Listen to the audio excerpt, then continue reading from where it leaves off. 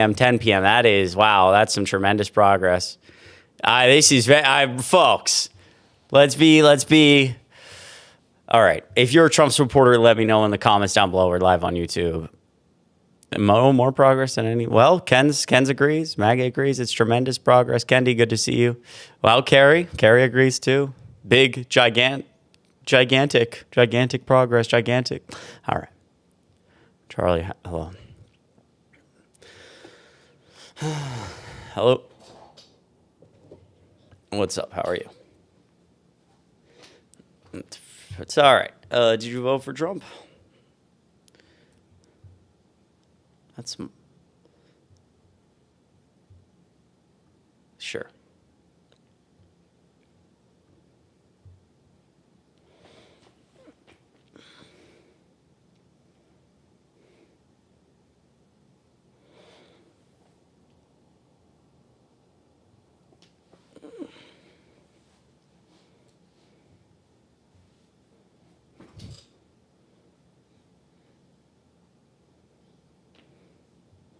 Oh wait, hold on. I'm sorry. I just realized my YouTube should probably be able to hear you. Continue to speak. Because I know how they operate, and the way I look at it is if like, because your argument, your typical argument is pretty much making a lot of assumptions about me with never talking to me before. No. This is just from my experience, okay? I'm not saying you specifically. I'm just speaking in general. Mm-hmm. My bad. I apologize. All right? Mm-hmm. But my thing is that everybody's saying that guns kill people and not people kill people. But from the way I look at it is if you're only people like if you're like only reason why guns are killing people is because the wrong people get a hold of them, and I fully agree on that. And also, if there's so many gun accidents, it's because people are not maintaining their firearms and locking them up. So I believe. Sorry, go ahead. Go ahead. Continue. No. You started talking. Go ahead. No. To the first point. To the first point. I mean, like the United States has a firearm, a rate of death from firearms significantly higher from pretty much every country compared to it, and comparative to it. Excuse me. And for children, especially aged 1 to 18, I think you are on the low end 5 times, but probably on the more reasonable and 10 times more likely to die from a firearm in the United States between the ages of 1 and 18 compared to, again, pretty much every country similar to us, whether that's Canada or anywhere in Europe or Mexico, et cetera. So the question becomes why? Why is that? And if your answer is because bad people get a hold of guns, the United States has way more bad people in it than all these other places that are able to control their amount of firearm deaths? That doesn't seem likely. It actually seems way more likely that the answer is that the United States has the most guns per capita in the world, and it's not close. There's like 5 guns per person in the United States or something ridiculous. Okay. But my question to you is now that, do you believe that teachers should be able to go through the proper training to protect the students? No. Why is that? Because we shouldn't add a firearm to a school. It's just, I think that's going to lead to more harm and potentially death than anything else. And I think that I can actually cite some data on this. I think if we look at data, although different, still in a similar aspect, if you own a firearm in your house, like if you are a homeowner and you have a family and you own a firearm, you are significantly more likely to injure or unalive one of your family members in an event of like somebody breaking into your home as opposed to the person breaking into your home. And this has been shown study after study after study. Over and over and over again, somebody breaks into the home, someone pulls out a firearm, you start shooting, and then you misinterpret who's there in the dark, or you shoot at the wrong thing. And so it's shown over and over and over again that when firearms are involved, people, because they're very dangerous, people die, and oftentimes people die who were not intended. Accidents happen.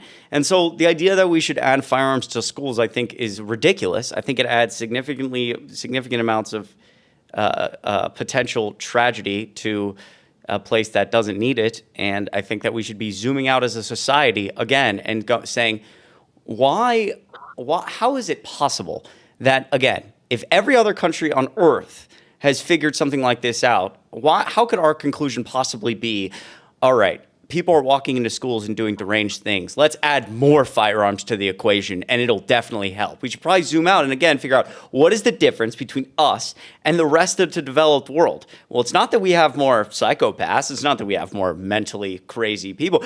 It's that we have more guns than anywhere else in the world, and it's way easier to get them here than anywhere else. So we should put restrictions on how easy it is to get a firearm. We already have those restrictions. We should have more restrictions. In fact, the second part of what you said, I don't even think you support. You said that you said in the verse part, in your first kind of monologue, the second part you started was part of the reason this happens is because people don't know how to store their firearms safely. They're in drawers, they're in cabinets, etc. Is that correct? Yes, sir. Okay. So, and you don't support any type of gun reform. More gun regulation than we already have.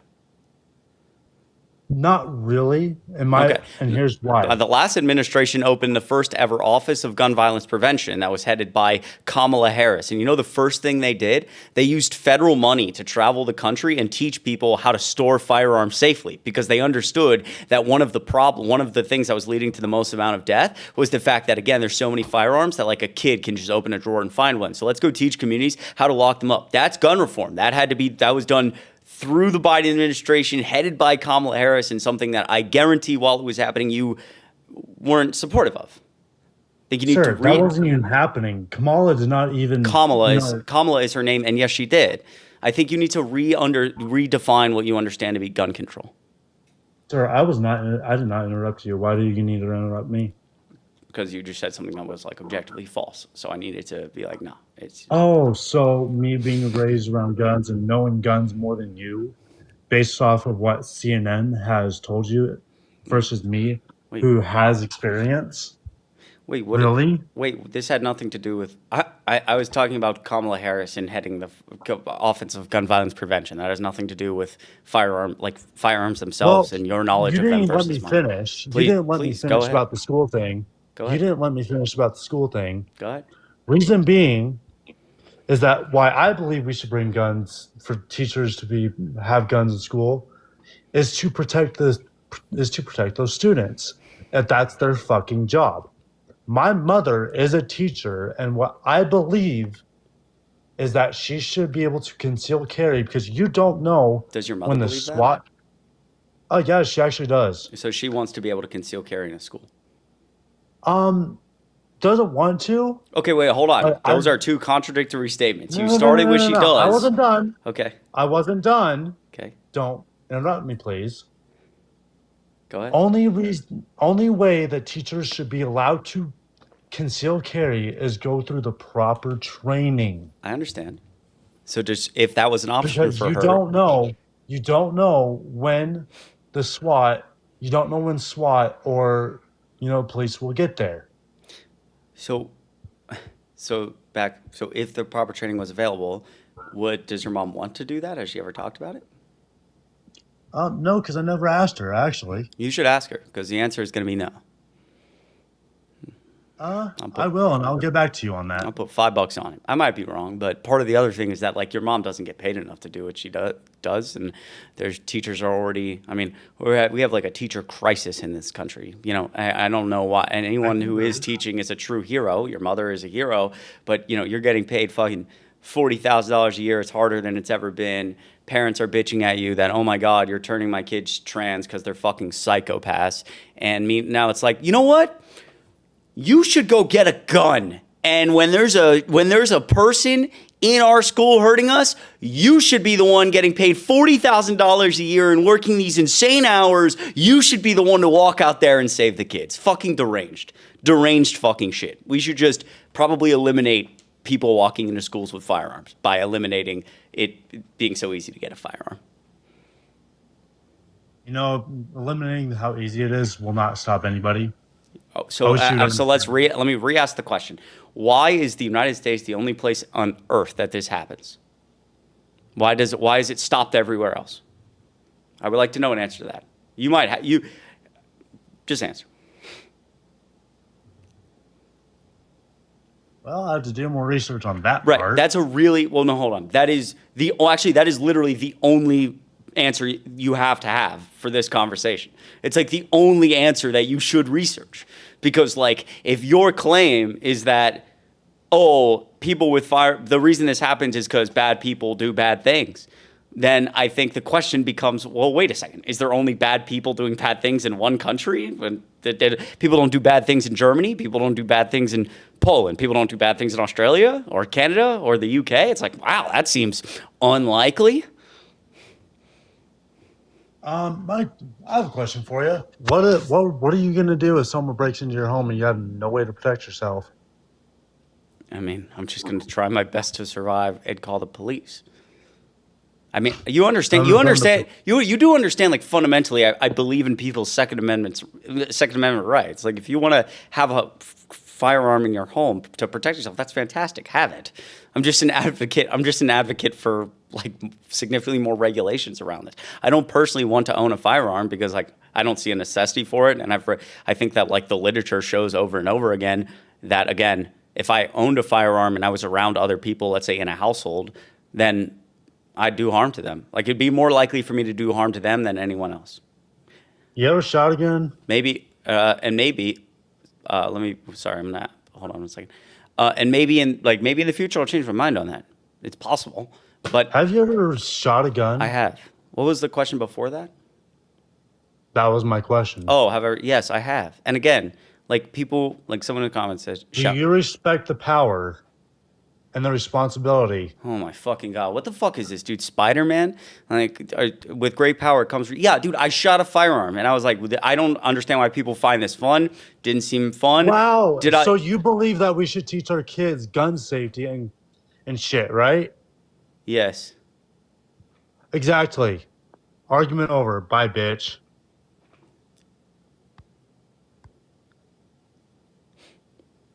Are you trying to figure out how to leave? Okay, there you go. What? Wait, what did that?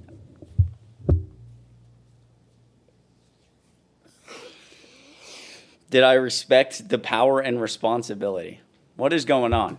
Yeah, dude, I actually did. It kind of freaked me out. Like, I did not enjoy. From a pure enjoyment perspective, like I did not enjoy I did not enjoy using a firearm. It's not really a fun thing. I don't understand why people find it fun. That doesn't mean like I don't support. Like if people are like, I like going out to the range, fucking do it. That's great. Like that's cool. It's not. I mean, a lot of people have hobbies I don't understand. That's one of them. But I mean, yeah. I also just don't understand how on that side of the other people can't. Like people seem to believe that like there's not like a single Democrat on earth who, not a serious one, who believes that like quote we should ban all firearms. And we believe that. Like I think I think the Second Amendment is up to significant amounts of interpretation. Shall not be infringed. I think people have the right to firearms. I just think that right can be restricted. And he agrees with that. That's the thing. He agrees with that. If I was like, do you think people should be able to own nuclear weapons or grenades or tanks? He would say no. And I'd say, but the Second Amendment says shall not be infringed. And he'd say, well, I don't know. I don't think that's safe. Okay, so then we agree that broadly speaking, we can be in line with the Constitution while also creating reasonable restrictions around the Second Amendment. Great. Then we're both, in your world, pro-2A. We just have different imaginations about what that restriction is.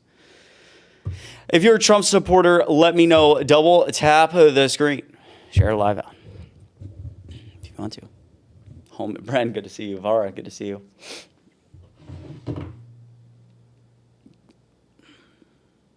Good to see everyone. Right, exactly, Rebecca.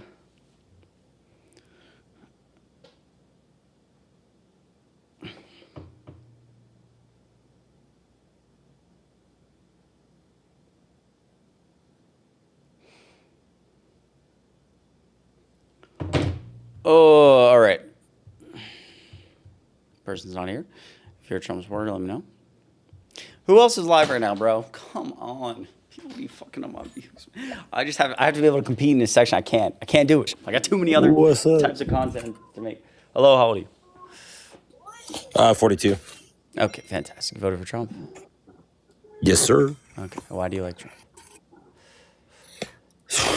Dude, I don't have enough time. I mean, do you have a topic that's like hot in your mind you've been like wanting to talk with somebody intelligent about? You can. Assuming you think I'm intelligent. I don't know who you are, so I have no idea. Maybe. We've debated before. We've talked. When's the last time we talked? Did you see your profile picture? It's always the same. I'm the one who debated Dean Withers. Dog walked him for 25 minutes. That doesn't. Yeah, Dean Withers debates thousands of people a day. I fucking have no idea. How many times does he get dog walked, though? All right. The thing I like most about you so far is that you're really humble. So when's the last time we talked? It was like yesterday or the day before. Well, that's crazy because I wasn't You live. said to come back when I like changed my mind, but I mean, obviously you don't have an eidetic memory. It's all good, bro. I do. I remember. Pepperidge Farm remembers. All right, bro. What do you think about, how about, like, you can literally pick anything. How about Donald Trump's indictment? Eugene Carroll. How about, no. How about Donald, well, we can in a second, but first, how about Donald Trump's indictment on James Comey? You don't know anything. The indictment on who? James Comey. Yeah, you don't know. Oh, run me through that one again. I don't follow that one really good, but I'd love to debate it. I mean, yeah. Well, I don't know how the fuck you're going to debate something you don't know. Like, that's probably Just like 30 seconds. Give me a 30-second run This would be, hold on. This would be a great thing in terms of learning how to, like, I know you're already super humble, but in terms of learning how to be more humble, if you don't know a topic, don't debate it. And was he the former special counsel okay. for like the Russia? It's okay. No, thing? that's Robert Mueller. Was it the Russia? That's Robert Mueller. Oh, that's dumbass. Robert. So, listen, James Comey was indicted. Damn, dude, the ad hom right there was quick, bro. All right. Yes. If we were in a real debate, you would have lost right there with that ad hom. Bro. All right, bro. James Comey got indicted for a second. James Comey got indicted for a second time today. The first one failed. The second one will fail. That's it. You don't know anything about it. You don't know these people. You don't know much about politics. That's okay. What do you want to talk about? Dude, you're picking the topic, my guy. You're picking the topic. You're the political debater, not me. Did I come in here saying I was a political authority? No, you're claiming to be the authority. So teach me. 30 seconds. This is like top 5 most and stuff. Like I can like this is brutal. 30 seconds, my guy. Just 30 seconds. Uncle, Give me 30 uncle, seconds. Uncle, why don't you just go read the stuff? Okay. He got indicted So, for he got indicted let's he got indicted for posting on Instagram 8647 and then he deleted it because people said it was violent. He then That guy, I'm down for that one. Let's do that. I'm down. I know this one. You don't know anything about it. Let's go. Yeah, he posted 8647 and they took that as like a death threat. Okay. I'm down for this one. Let's go. So Chris, what's your name? Chris Mowry. Let's go. I'm a dog walk you on this one. Let's go, buddy. how old You are want me to start or you start? How old are you again? Dude, I'm your dad's age. I'm your dad. I was that glint in your mom's eye, and I was the glint because I'm your father. Put on your hood, you Padawan looking ass little bee. I'm gonna school you, bro. I'm gonna bring out your dark side, Chris. Let's debate. You want to start? You want me to start? Let's lay our axioms. You know how to lay axioms? You know how to lay foundational groundwork for a debate? Do you know how to do that, Chris? I did that all the way getting my PhD, buddy. Cal, UC Davis, UCSF, PhD, buddy. You ready to get dog walked, or are you gonna kick me like Dean? You gonna kick me like Dean, boy? You gonna kick me? You wanna kick me, little boy? How old are you? I wanna make sure you're at least 21. I wanna make sure you can at least get a drink. Can you get a drink, boy? Does your beard grow in? Have you ever had to shave pubes before? Do you have hair under your armpits? Because I'm gonna dog walk you worse than Dean, little boy. Kick me so I win. Kick me, I win. Everybody's clipping this already. You know my clips with Dean get about 1.3 million. You want a million clip, buddy? Somebody clip this and turn it into a million clips. Look at him shaking, his eyes blinking back and forth, pupils dilating, cheeks flushing red, lips flushing red, ears red. You want to go Sherlock Holmes or Moriarty? Choose who I am tonight. Sherlock Holmes or Moriarty? Choose for me. Sir Arthur Conan Doyle is gonna love this.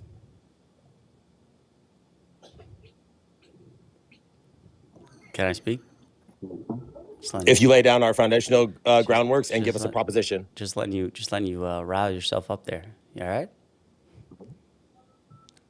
Yeah, I'm good. Okay. Can I ask you a question? Let me hit my Benjamin. Yeah, let me hit my Benjamin while you ask the question. You be good, bro. If you're a Trump supporter, you can let me know. I think that dude might be on some substance or something. Hello. Hey, how are you? Also, like, why would you ever debate something you don't know? I'm good. How are you? Good. How old are you? 38. Cool. You like Trump? Yeah, I voted for him. Cool. Well, what do you think? How do you think of how he's doing so far? I think he's doing a decent job. He got a little off track with in my opinion, with the Iran situation that's taking place. But upon further reflection, I think that the focal point is a little bit different than anybody else can see at this time. I think it all has to do. I mean, honestly, the nuclear threat is a primary point, but I think the focal point is China with the AI race and the fervency to get the AIG, how we've strong-armed them and bottlenecked them with the semiconductors and the microchips. And this further slows down their capabilities to create. I mean, we're basically in a revolutionary race right here. So I think that's what it all boils down to. And that's why Venezuela happened beforehand, to have oversight over the minerals more than the oil. But as a whole, I mean, yeah, I'm not really complaining. Okay. Well, I certainly want to touch on Iran, as I've done a lot on these lives the last few weeks. But first, I don't know if you saw any of the news today about the COMEY indictment, but I was curious if you had any thoughts. And if you hadn't seen it, Yeah, I think it's weak. Weak indictment. It's just more of a retaliatory thing. They want to cause him chaos and stress and do what they feel like they did to Trump to him. I mean, so you agree that he's using like the DOJ to go after his political opponents? Well, here's the thing. So, in regards to Comey, they're going to say in that indictment that he essentially was intimidating Trump, and it's prolonged, and they're going to try and prove it by saying, look how many times that they've gone after him off of false dossiers, a prehistoric level of attacks against him, going against his family. They're going to say it's intimidation and whatnot. I mean, the laws are wide ranging, so they're going to justify the indictment. Do I think he's going to get convicted? No, but it's just more of along the lines of thumbing them all in the nose. Like, you did this to us, we're going to do it to you. It's petty. It's weak. It's a waste of time. I think it does like it. Okay. I mean, there's some agreement in there, but yeah, I mean, it certainly does like enormous amounts of damage to and reputation to, I think, like American democracy and like our executive branch, and that damage is probably unsolvable it probably can't be fixed for another 75 years in like the way that Trump has like hyper politicized the DOJ and like kicked out everybody in three-letter agencies who was loyal to him. So I think that's definitely bad. And well, it's commonplace though. I mean, when you get into office, you tend to put in people that are going to be more aligned with your policies. I don't think no other president in American history has flooded three-letter agencies with loyalists like Donald Trump has. Well, no other president in American history has had to go through what this president has had to go through either. Okay, what has he had to go through? I mean, just, maybe one or two or three. I mean, it depends how many you clarify it as, but assassination attempts, and then that gives him a right to expand executive authority in like no, not at all. Not the assassination attempts have nothing to do with it. But I'm saying he's a unicorn in the sense of presidents that have been faced with a tremendous amount of just aggression, overstepping the law, in my opinion, when it comes to all of the indictments that he faced. And we know that there was a lot of, for example, the fake dossiers and the impeachments. I mean, it's just ridiculous. It was like you didn't even have a chance to even breathe a breath of fresh air at any point in time during the first presidency.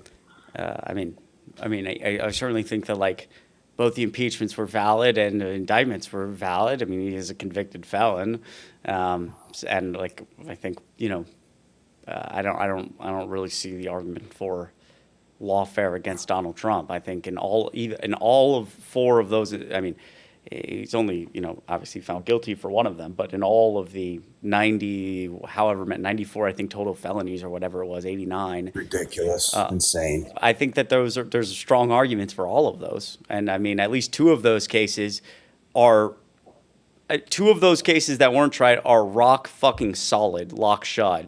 And then the third one he was found guilty of. So, I mean, they changed the statute of limitations on some things with them to make it to where they didn't change the statute of limitations on anything. The statute of limitations changed, but that didn't relate in specifics to Donald Trump's case. No, I'm sorry. You're talking about a civil case now. You're talking about. Well, they went after him in all regards. Essentially what I was saying was that it's a president that's been attacked in all ways, shapes, and forms.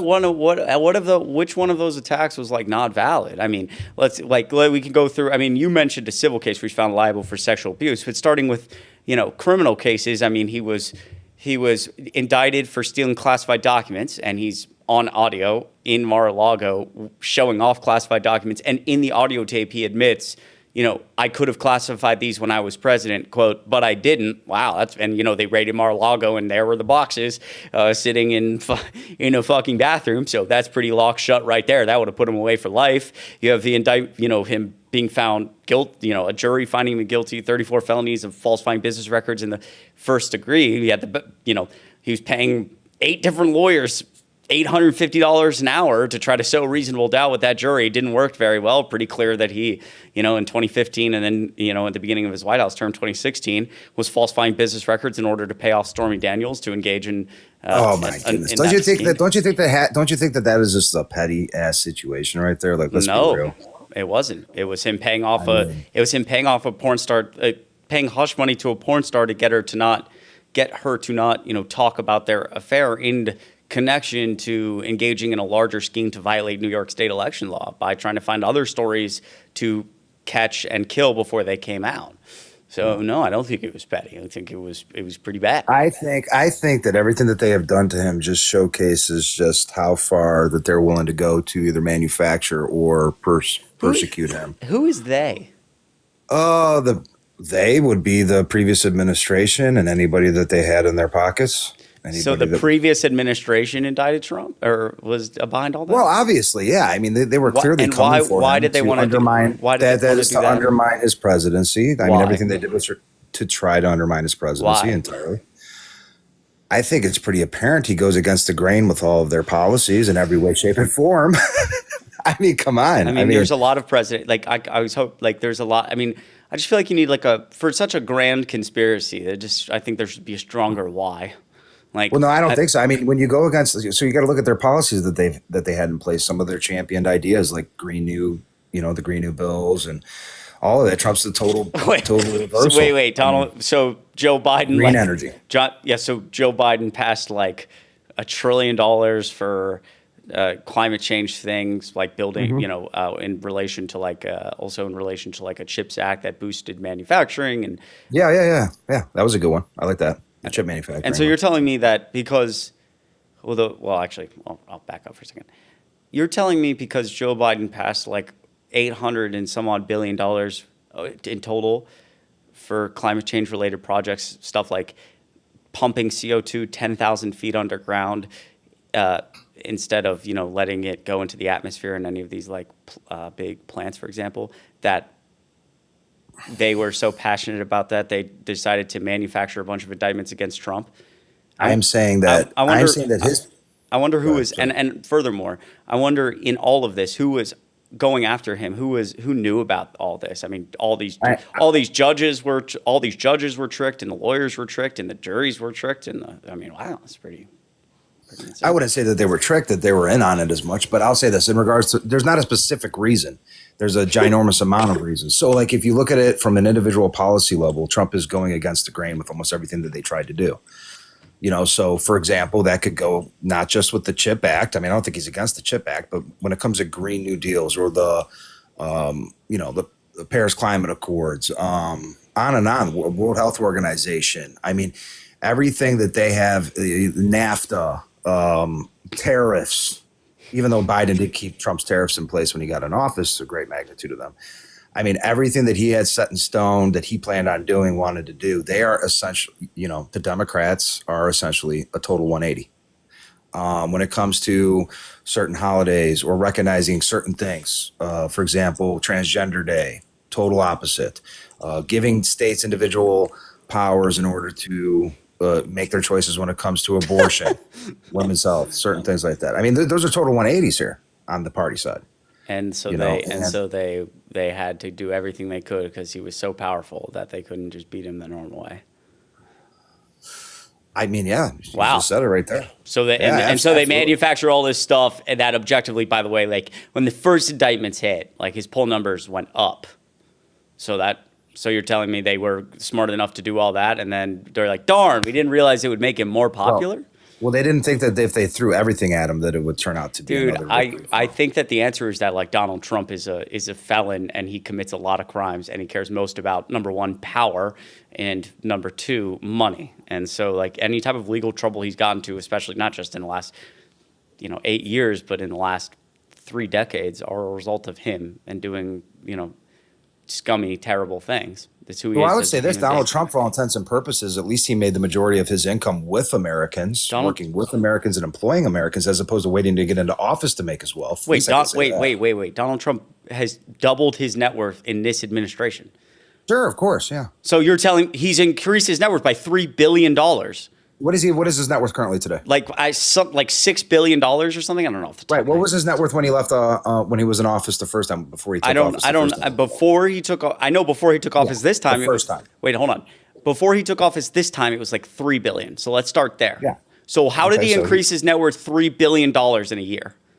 Well, that was pretty much Trump coin, wasn't it? Right. So So let's start right there. So selling a cryptocurrency that selling a cryptocurrency and potentially being in bed with people that there's no transparency there. I mean, those are just crypto wallets. Who knows who's buying those coins? Pump and dump schemes. I mean, we're all up to that already by now. Yeah, and the coin is down 90% year to date. Right. Sure. Okay. So you don't think that that's like a giant? That's pretty fucked up. I mean, he just used the presidency, released a coin. There's people that are suing him. There's actually some people that are suing him in regards to certain other aspects. Right, but I'm asking you if you think that that's fucked up.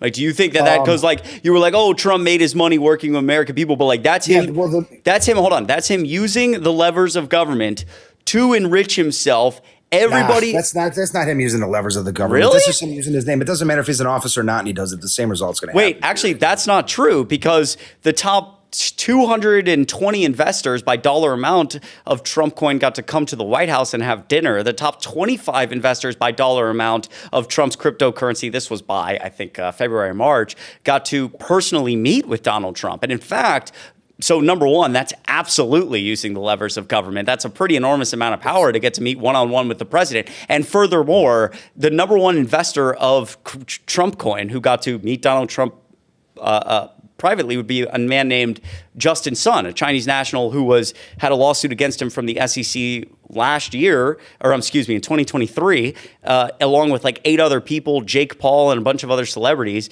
because he like scammed a bunch of people doing a cryptocurrency ordeal. And that lawsuit was pretty, was coming to a close. It was Justin Sun was screwed, and I think the SEC knew that. And then he dumps $30 million into Trump's cryptocurrency. He dumps $40 million into World Liberty Financial, which is directly partnering with the Trump organization to do their cryptocurrency stuff. He meets with Donald Trump privately in the White House by May, by May of last year, and the SEC with nothing else had happened in the case for like 8 months, came out with a statement that they were reevaluating Justin Sun's case and they'll get back to us. So that's explicitly the definition of using the government to enrich yourself and handing out favors because of it. And then dumping the whole thing so everybody who did invest is down 90%. So you're saying he robbed the Chinese national? No, robbed him? No. Didn't you say Justin Sun's a Chinese national and then there's a case against him? Yeah, but the case got dropped because he gave Donald Trump $70 million. Okay. I mean, Donald Trump, and that's just one example of many. I mean, Donald Trump sells pardons to the highest bidder all the time to personally enrich himself. Okay. There's an executive at a nursing home who pled guilty to fraud, owed the government $4.5 million, was supposed to spend or maybe it's $2.5 million, supposed to spend 14 months in prison. His mother showed up to a $1 million per plate event for a Donald Trump aligned PAC, I believe, paid $1 million to get in the door, had a private meeting with Donald Trump, and 2 weeks after that private meeting, her son was pardoned and didn't have to pay any of that money back and got out of prison. And I think the pardon says that the family has been very kind to Donald Trump and conservative values for the United States. I mean, this is like the level of corruption we're at. So yeah, I wholeheartedly call, I'm sorry for ranting here, I'll let you speak, wholeheartedly call bullshit on the idea that Donald Trump does anything for the care of the American people. He has enriched himself so much through the last 8 years. It's hard to fathom. All right. Well, I would say this, and I'm just going off the top of my head. I didn't look it up or anything. I'm not in front of a computer, but I'd be willing to bet that when he went into office the first time prior to going in, that he had a higher net worth as opposed to when he walked out of office. I'm sure that it was somewhere around 4.5 or 5 billion. He probably left around 4 billion. Probably went down some. And, my initial statement was just merely citing, the fact that throughout the course prior to becoming president, Donald Trump primarily made his money working with Americans, hiring Americans, okay? As opposed to others that get in office and tend to make money from all the illicit ways that they do, whether it be book sales or being hired to speakers or, getting checks cut from the likes of Ukraine, energy sources and so forth, what have you. But I mean, overall, I just want to say this though, real quick. So just take a tube, folks. Just Russian propaganda, just straight down the pipe, dude. It's crazy. Yeah, let's go. Our country is no, but well, yeah, it is. But so the thing is with the whole Russian propaganda thing, if you want to go there. So the war between Russia and Ukraine. I was just going to say, right? Sorry to really briefly that. I also just pointing out for the general conversation, I actually don't believe that at the end of the day, I think Donald Trump does care a lot about money, but I think for the record, he cares most about power. And so I think that's why he, if it were true, let's say that the first time he got in and had less money than when he got out, I think that number 2 on the list for Trump is always money, but number 1 will always be power. That's why he ran for president. How about this? I got a question for you. Sure. Do you think he's a narcissist? Yes. Me too. Do you think he's a psychopath? Wait, hold on. No. Let me finish the question. Hold on. Hold on. You think he's a narcissist? Oh, I know he is. Go ahead. Oh my fuck, dude. Why would you vote for the leader of the free world to be a narcissist? Hold on a second. Do you think he's a psychopath? Well, I mean, I don't know the definition of psychopath. Well, a lot of people could maybe you could just say you put a name on it, like, man, that's a psychopath. Do you think he's a pretty crazy fucking guy. I don't know. Yeah. See, the thing is, I know that I feel like he's slightly psychopathic. He's definitely narcissistic, or has narcissistic tendencies greatly. But the most important thing is that I firmly believe that based off of all the moves that he makes, yes, there's some self-interest there. He's very egotistical, huge ego. But again, the motherfucker is obsessed with this country. Period. And you know what? On a worldwide stage, the world is not prepared to deal with that, just like a lot of people in this country aren't prepared to deal with it. And that's the biggest thing that people are having a hard time grasping. And sometimes, in this world, not being so predictable and so sane, obviously here in the United States, us Republicans won't say the absolute that things, to our opinion, were not sane under Biden. We felt like they were insane, to be honest, in a different regard. And the same is now being said with Democrats and the rest of the world on a global scale. And they're not sure what the fuck's going to happen tomorrow. And from my perspective, I think that is what we needed at this time. I know that may sound crazy, but it is what it is. That's how a lot of us feel. Okay. So in terms of, I just have to know. Chad, I have to know this answer for my own sanity. He's a narcissist, but he there's some self-interest, but he cares deeply about this country. He's obsessed, yeah. Obsessed about the country, okay. First thought in my head. He tried to overthrow an election he didn't win with evidence he didn't win it, with every single person closest to him, including his hand-selected chief of staff, hand-selected attorney general, all of his cabinet members, his children, told him, and they testified to this, that there was no evidence of election fraud. Bill Barr testified that he looked at Trump and said, "We've looked, sir, there's no election fraud." So if he cares about the country so much How could he take something as fundamental as our elections and say, you know what, I don't care what the will of the American people was. I'm going to try every legal and illegal method to overthrow it. Because it was hard to believe that Joe Biden got that many votes. So it was really difficult. It was difficult. I mean, if you just look at the voting pattern there, I mean, and look at the numbers, anybody could sit back and say, man, that's a little bit of an anomaly. And I'm sure that that's what Trump really did. And immediately it's a knee-jerk reaction, you know. But he did walk out of the White House. He transitioned the power over. Maybe he didn't do so as nicely as everybody else would have liked him to, but he left. And then he wanted to go through the processes of the courts, which is his right, to be able to raise allegations. And he went down every fork in the road that he could. I mean, from somebody that's looking at the numbers, I simply see a huge jump and a spike that just doesn't make sense. It's an anomaly. Call it whatever you want to call it, based off of mail-in voting due to the COVID or whatever. There's no. Go ahead. So and nobody in Trump's world could find this supposed anomaly and present it to a court. Only Trump knew it. If it's fraud at the highest level, it's going to be very difficult to prove no matter what. I mean, if there's fraud at the highest level, it's going to be difficult to prove. It's not going to be easy to prove. And Trump was the only one who knew about this. I wouldn't say that Trump's the only one that knew about it. Well, then can you name another person who knew about it? Because I can tell you from watching testimony and reading a January 6th report that every single other person in his administration said it didn't exist. And in fact, that's why 40 of his 44 cabinet members didn't endorse him for a second term, because they said that he was a psychopath and he cared more about he cared more about power than the Constitution. He cared more about himself than the will of the people.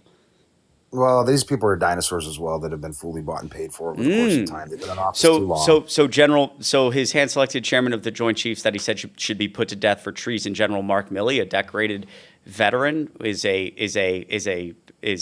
what, 56? He's a. Trump. Answer this question. He's a dinosaur that just has been in politics too long.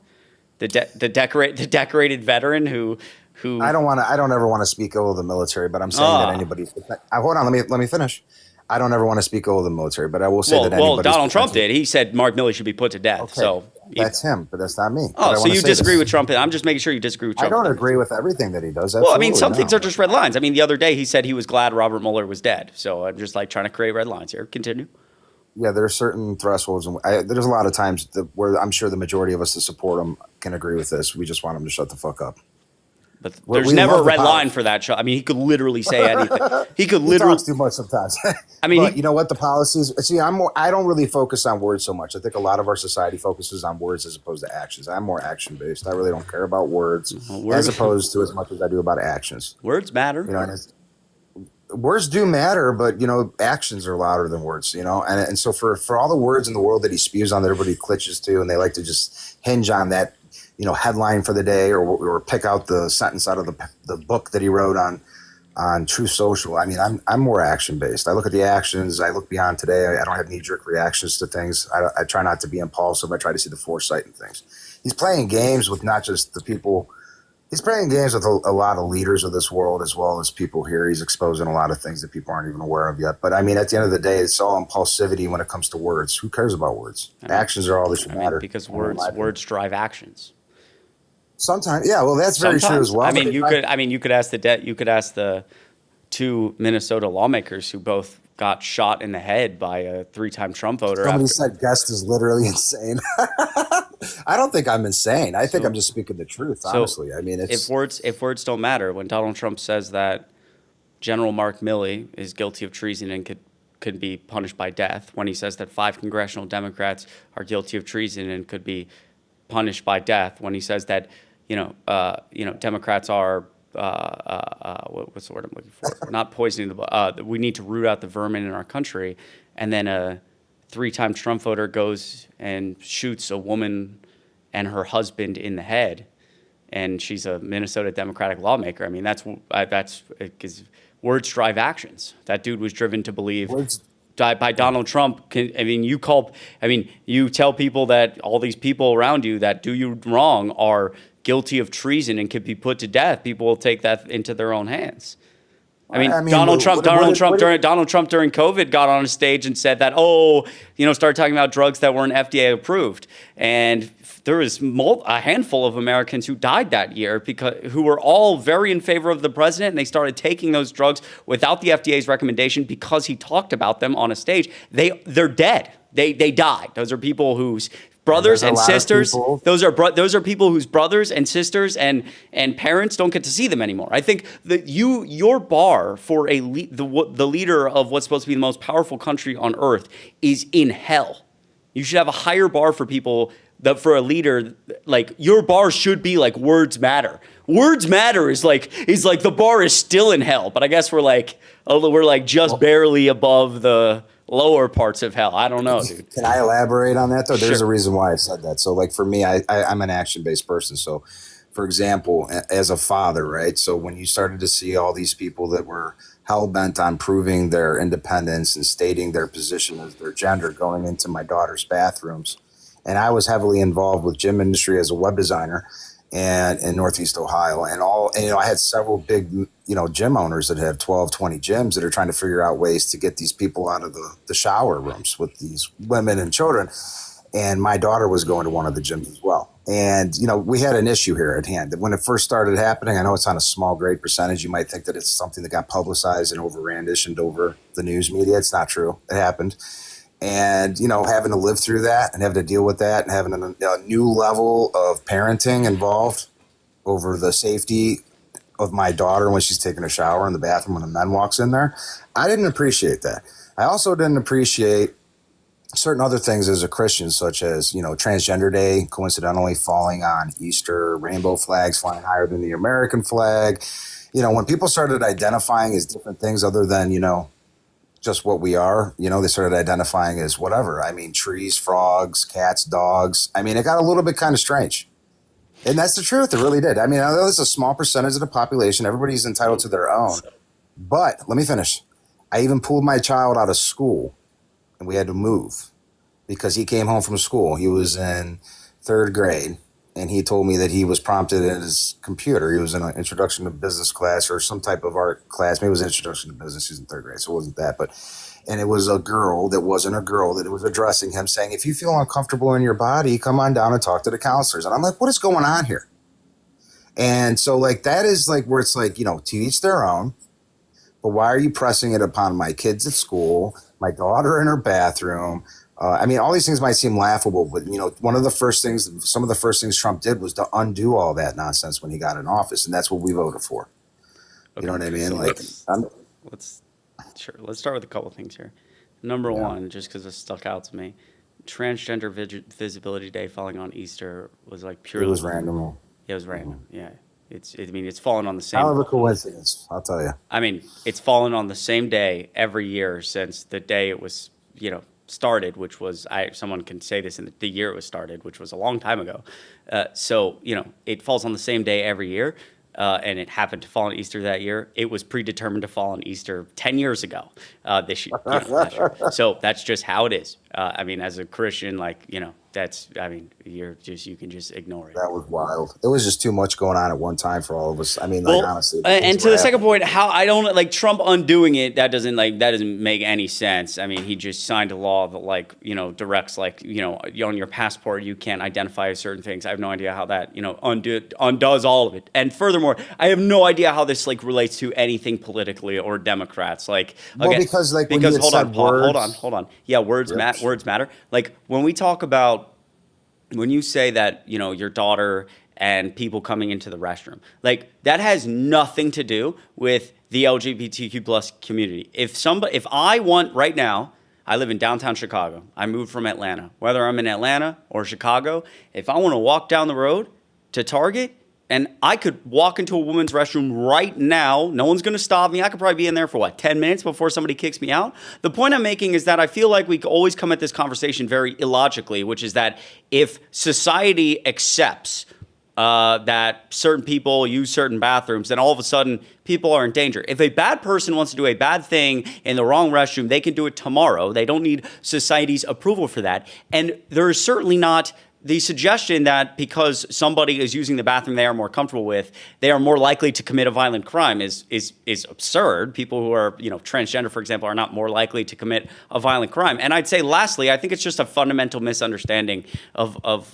those communities. I think actually you do not want, and I would put $5 on this, that you do not want people how they were assigned at birth to be using the bathrooms they were assigned to at birth, because your daughter or anyone else would be more uncomfortable. Because what you don't realize is 99% of trans people, when you see them, you don't know they're trans and you have no idea, and they're just trying to live their life. And so what's going to freak you out is if that was like started happening tomorrow, someone's going to walk into the woman's restroom who looks just like a man. And you're going to go, what the fuck? And they're going to go, I was assigned female at birth. It's what you wanted me to do. So I think not only is it like gross to say about the LGBTQ plus community, because it's not like they're trying to do anything but live and be happy, but I think it's a misunderstanding of those communities. And I think I don't get it. It has nothing to do with politics. Joe, your teacher is not trying to turn your kid, like the band teacher isn't trying to turn your kid trans. Like everyone just is trying to exist. Well, the main referencing point that I had was in regards to like gym showers, our public gym showers and so forth, and that is something that was occurring there. So the workaround to that was actually to make the showers private as opposed to more exposed, and then then that still didn't stop it, because then they're walking out in the middle after getting out of the shower, butt ass naked, and I mean that's just insane. And then the next step was to make family bathrooms if there wasn't any, which is just insane if there isn't. So do you believe that someone who is transgender is more likely to commit an act of violence? I don't think it's necessary. I don't know the stats on that, but I just think that it's inappropriate for my daughter to be in the woman's shower and a man be in there with genitals out, like what's happening to other women, as well as her in that location. So, I mean, that's just the perfect example. I don't think that that's natural, for somebody to be exposed to that. I mean, if that's the case, then there needs to be a private shower, which, I mean, it does not happen often. But anyways, moving forward from this topic, we got stuck on this somehow. I was just trying to go from the mere standpoint that words are wind and actions are louder than words. Yes, words can influence things, surely, but I'm more of an action-based person. But if you sit there and you hinge on the words, he's typing night and day on True Social. And I mean, a lot of the stuff, there's some policy based in there, and then a lot of it's just venting. Yeah, it's not good. Not good to vent. Again, he shouldn't be held to the same standard. It's just like, knee-jerk reactions.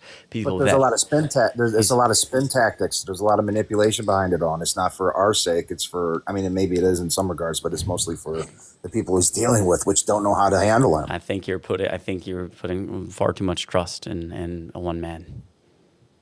Well, you're just I trust that he's definitely not posting on True Social at 3 a.m. because he's crazy. He's posting on True Social at 3 a.m. because he's playing 8D chess with Iran. Nah, he's insane. He's posting at 3 a.m. because he is off his rocker, ADHD, doesn't sleep half the time, and is up just, doing whatever he's doing. That's amazing to hear as a 79-year-old man with bruises on his hands and swelling of his ankles. That is common. Thank God. Is it common to fall asleep in the middle of the Oval Office during meetings? Absolutely, when you haven't slept for 2 days. Wow. So wait, hold on a second. It is acceptable that he's nodding off in the middle of the Oval Office. When he's taking a brief nap after he's been up for 2 days on the phone, freaking who knows what, doing what, all night and all day for days leading up to it, yeah. Holy fuck. How do you know what Donald Trump is doing for 2 days before?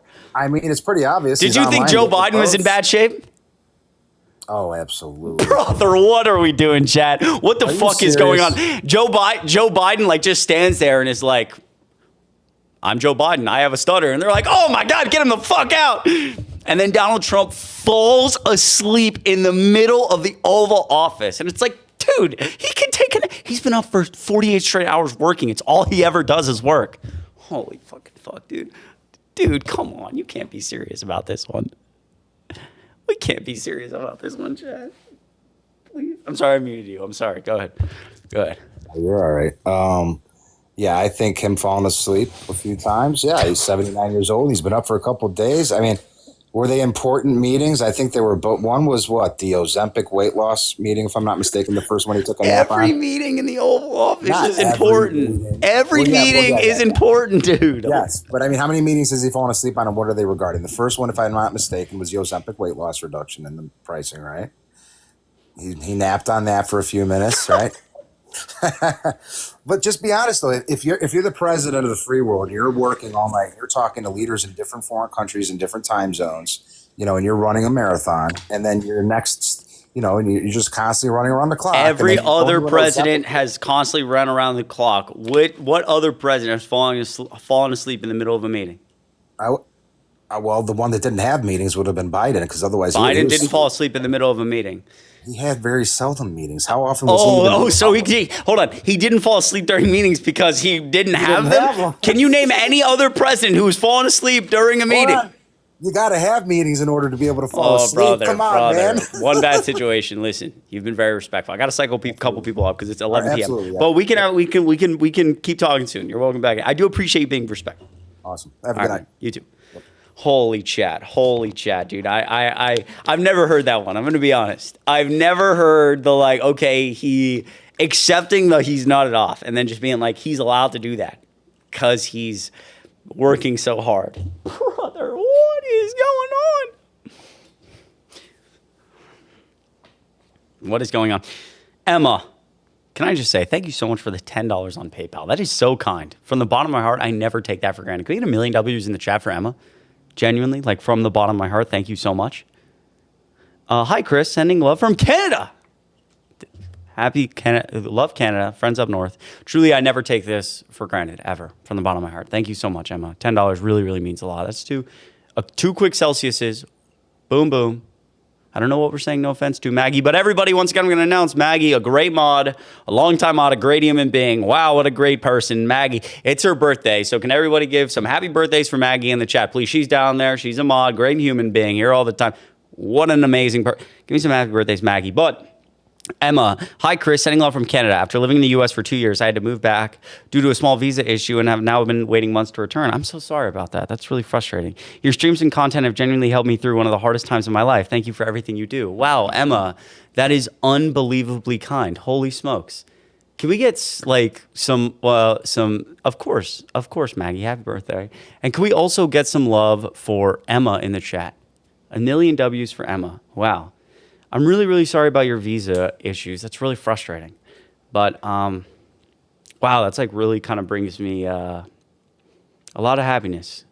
Your streams and content have genuinely helped me through one of the hardest times of my life. Thank you for everything you do. Well, there you are, Emma. Good to see you. I appreciate you. I really appreciate you watching streams. Again, $10 is never something I take for granted, ever, and I mean that. Really, really wish you the luck. Wish you the most luck with your visa stuff. And thanks for watching the stream. And again, $10 is never something I ever take for granted. I'm so serious. So thank you so much. A huge W's for Emma. And again, happy birthday, Maggie. I really appreciate you, Emma. Haley, thank you so much for $5 on Venmo. Truly, little clapping emoji. I appreciate you. Thanks for tuning in. The stream means a lot.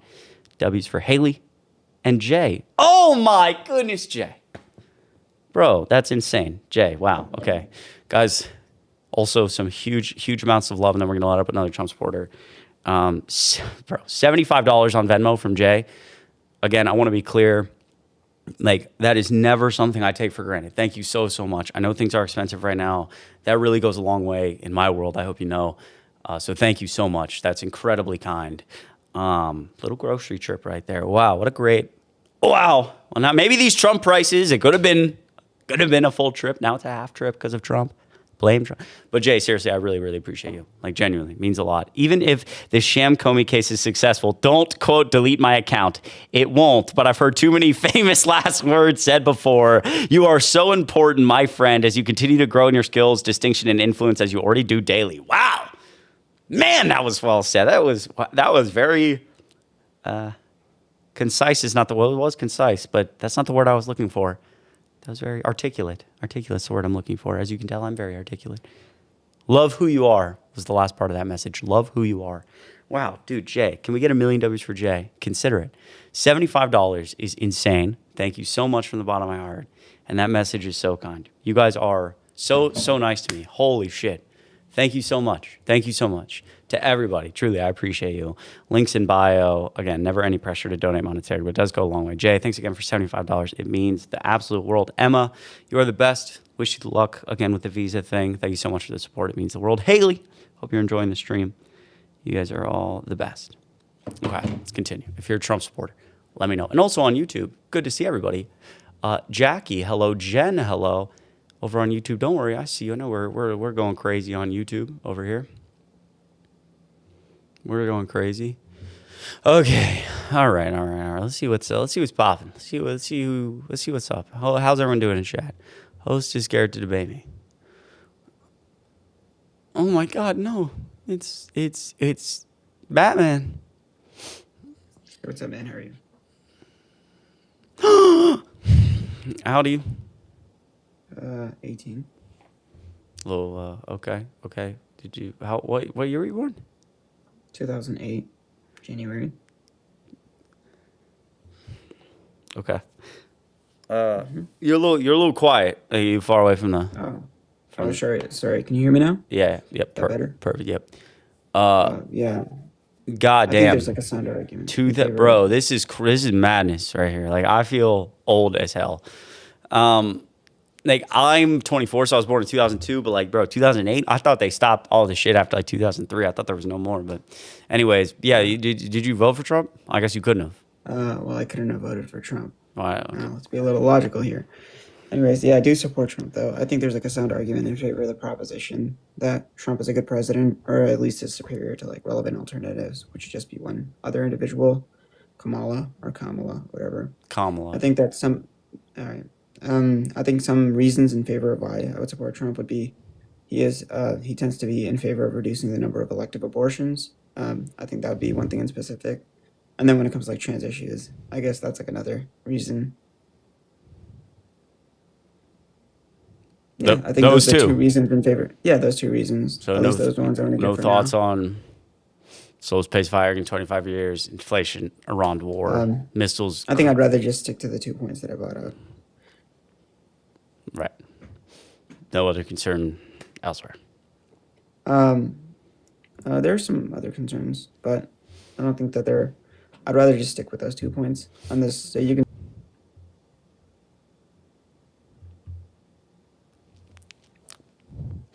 Well, there's some people in chat that they said might not be 18. I got a little host ran from me. Well, I'm also just like, guys, I got it. Like, I'm happy to talk about any issue. People have seen my very strong stances on abortion and such. But guys, listen. There's got to be at least some sense of like we were caring about. Number one, I actually don't know that guy was 18. People in the chat were like, he's not 18. But also, there's got to be some semblance of like also just not like, I don't know, caring about like what's actually going on in the country and how the laws that are being implemented affect people, as opposed to like, I get like if you have like debates around the ethics of abortion, that's very important. But like, I just don't think that achieves the purpose I'm quite looking for sometimes, especially right now when like, you know, the executive branch is being hyper politicized. James Comey's getting indicted for Instagram posts, like Constitution's getting ripped apart. People are getting thrown into vans. Cruise missiles are going through, you know, schools. It's really bad right now. So maybe just, I mean, we can mix in a couple others. Hello. Can you hear me? Yes. Okay, good. Fantastic. Okay. Fantastic. Yeah, go ahead. I am not a Trump supporter. Okay. I don't want to interrupt your live, but I have something to say. Okay. So, I think Trump refusing to give his DNA for E. Jean Carroll? Yes, E. Jean Carroll wasn't against E. Jean Carroll. It was because of all the bullshit he's done in the past. I think that he personally was involved in the rape and murder of the girl that he tried to force the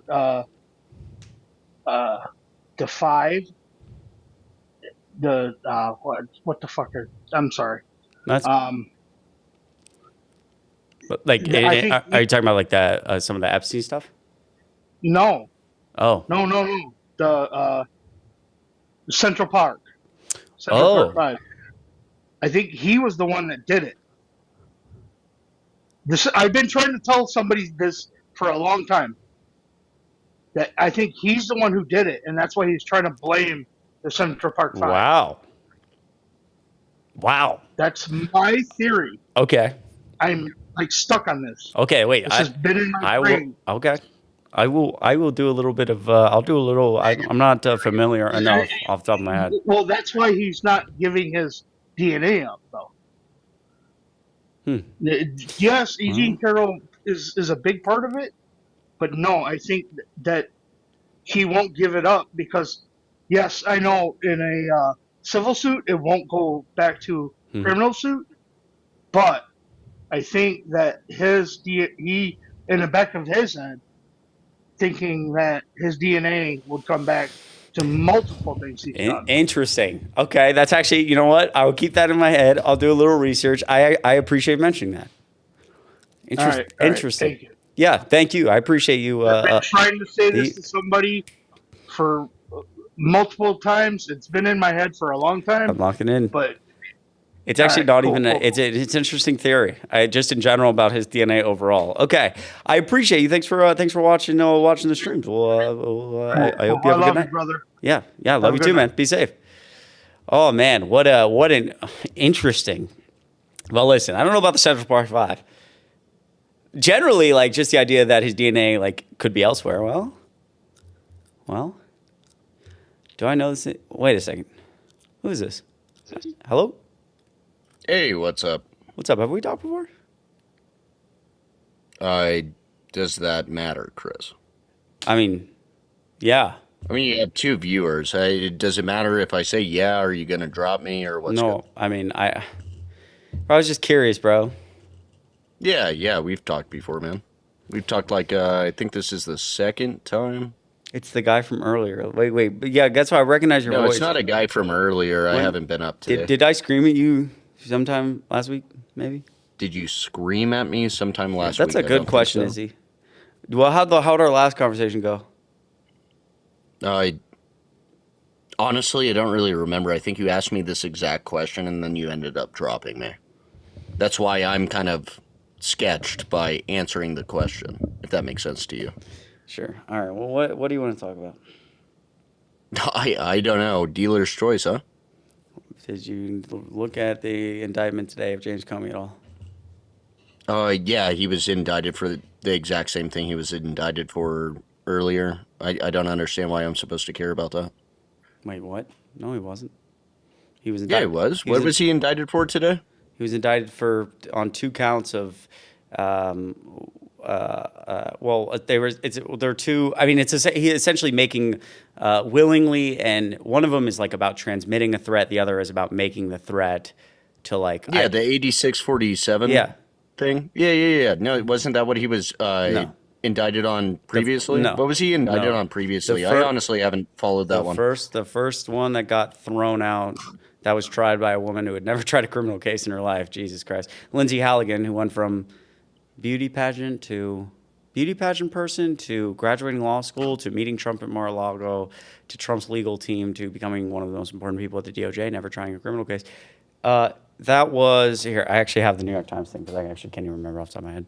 I mean, I don't really care about this. I mean, I do. A reason that you bring it up? Why do you have random scissors in your mouth? Dude, you ask a lot of questions, don't you? I mean, that's actually kind of random, bro. Like, why did you just have like a random pair of scissors to put in your mouth? I put a lot. I almost just said something very sus, but I fidget a lot, so I end up just chewing on different things. Listen. Yeah, I mean, look, the James Comey thing is like really important, and it's important to me. It doesn't have to be important to you, but I think it's important for our democracy. So just really quickly he's charged with 2 felonies, making a threat against making a threat against the president and transmitting that threat. God, I'm so fucking smart. I'm just kidding. But the first, what was the first? Here, I'll look it up.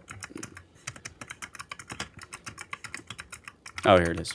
I found it. Search. Yep. Nearly a year ago, after an uproar. Yep. Blah blah blah blah. According to court case was assigned. Blah blah blah. Was the basis into it. Just for the blah blah blah blah. It was the same thing. No, he was. Wait. After Comey, she saw him. God damn it. Can this New York Times? Okay. Last September, he was indicted by a grand jury in Virginia, accused of lying and obstructing a congressional investigation over testimony he gave in 2020. This was September 25th, right? When he got indicted last time? Yeah. Yes. Okay, for sure. Yeah, you're correct. One count of making a false statement and one count of obstruction. I mean, I'm guilty of not looking that up previously. Anyways. Okay, well. So what's your stick about him being indicted this time? I mean, yeah, I think the indictment's like really thin. It's just like it's gonna get thrown out. But I just think, Okay, so if it gets thrown out, who cares? I How many care- things have the Democratic Party thrown at Trump while Biden was in office? Right. So that's why I care because I think like the executive branch is being hyper politicized in a way that we've never seen, and a lot of all these three-letter agencies are filled with like Trump loyalists who do the most. I mean, couldn't you argue that Biden did the exact same thing? No, not coherent. In what way could you not argue that? Because the government it's just simply when literal judges were getting Can I finish speaking? Anointed because they go after Trump. You asked me a question. Are you kidding me? You asked me a question, and I'm trying to respond to it. I know, but you're going to respond to like 5 minutes, and it can be a pretty quick thing, don't you think? Okay, no, because the Biden administration did the exact same thing. Just admit it. That's fine. Okay. You're the one. I'm going to mute you. Please don't speak because I'm answering your question. I know you're going to mute me, but I mean, you're the one that brought up the topic. Yeah, I'm trying. We can talk about something else. I'd love to talk about something else because no one who can Please stop, please. I don't want to have to kick you, but like you're literally getting mad. You kick me every time. You're literally getting mad that I just want to point out you're getting mad that I muted you because you asked me a question. I tried to answer it. Then you said I don't want to hear your answer, and I was like, "Can I answer?" And then you were like, "Wow, he's muting me." So yes, obviously I'm going to get a little annoyed. I'm not even going to go on a whole tangent. I'm just going to say if you have like any type of pulse on how anything works in politics or the executive branch, like obviously Donald Trump's executive branch and the way it's been set up and the instances of unitary executive theory and the way that he directs his government like he said he was going to is far different than any other president in modern American history. And Biden's... But that's not true. The Biden administration literally did the same thing. Yeah, but they didn't. So that's what I keep... This isn't the hill you want to... It is the hill I want to die on. And then you keep muting. You might as well. Let's talk about something else. I think we should talk about something else. This guy is so fucking annoying. And by the way, it is the hill I want to die on because it's like the easiest thing to argue ever. I could just... You're doing terrible at it. Let's do the Epstein files. No. Let's keep talking about this. Why not? Because, buddy, why are you so like you get? I don't know what. No, because I'm honestly annoyed because people like you is the reason that our president keeps getting shot at. Oh my god! And so I'm sick of your fucking rhetoric. Please elaborate on that. Because you're just up here, you're calling somebody a fucking child predator and a rapist constantly, and then we have lunatics on the left going and taking shots at the president of the United States. The Democratic Party are fascists, and people like you sit here and constantly spew this fucking nonsense to get lunatics that are in your comment section to take shots at the president, and you don't even decide to just take a break for one fucking day. You're a disgrace. You're disgusting. Can I ask a couple? The whole entire Democratic Party are fascists, racists, segregationists, do you lunatics. Do you think that and you can't prove to me otherwise? I'm sorry. Do you think that you? So I'm coming up here to just let you know because I'm okay with being dropped, but you're a disgusting, vile human being. Can I ask you a question in relation to that? Do you think that like some of the rhetoric Donald Trump engages in is like being the president? No. And now you're victim blaming. Wait, hold on. Yeah. Hold on. Yeah. Hold so on. People take shots at the president and you're like, oh, the president said a reporter was a piggy. We should shoot him. Is that your area of expertise? See, Charlie Kirk got killed just for fucking talking. The president of the United States constantly gets fucking shot at. And then you're still up here. Josh, I want to be able to ask you questions about this. Please. All right. Man, I got restricted. Dude, the kid is such a loser. Like, I literally can't even, it's so frustrating because I don't even get to like, I want to respond to those points, but I don't even get to because he never shuts up. And then he literally, this is so crazy. He asked me a question. I tried to respond. He cut me off and I was like, can I please respond to your question? He's like, no, I don't even want you to respond to my question. So then I muted him and I was like, oh, I just want to be able to respond. And he's like, dude, this is what I'm saying. I always get muted. Like, what the fuck? And now my live was going to be restricted, but I don't think it is anymore. The point being, and the way I was going to respond is like, that is so absurd, right? And I refuse to like accept this type of stuff. Number one, because I think Donald Trump, and again, it's crazy.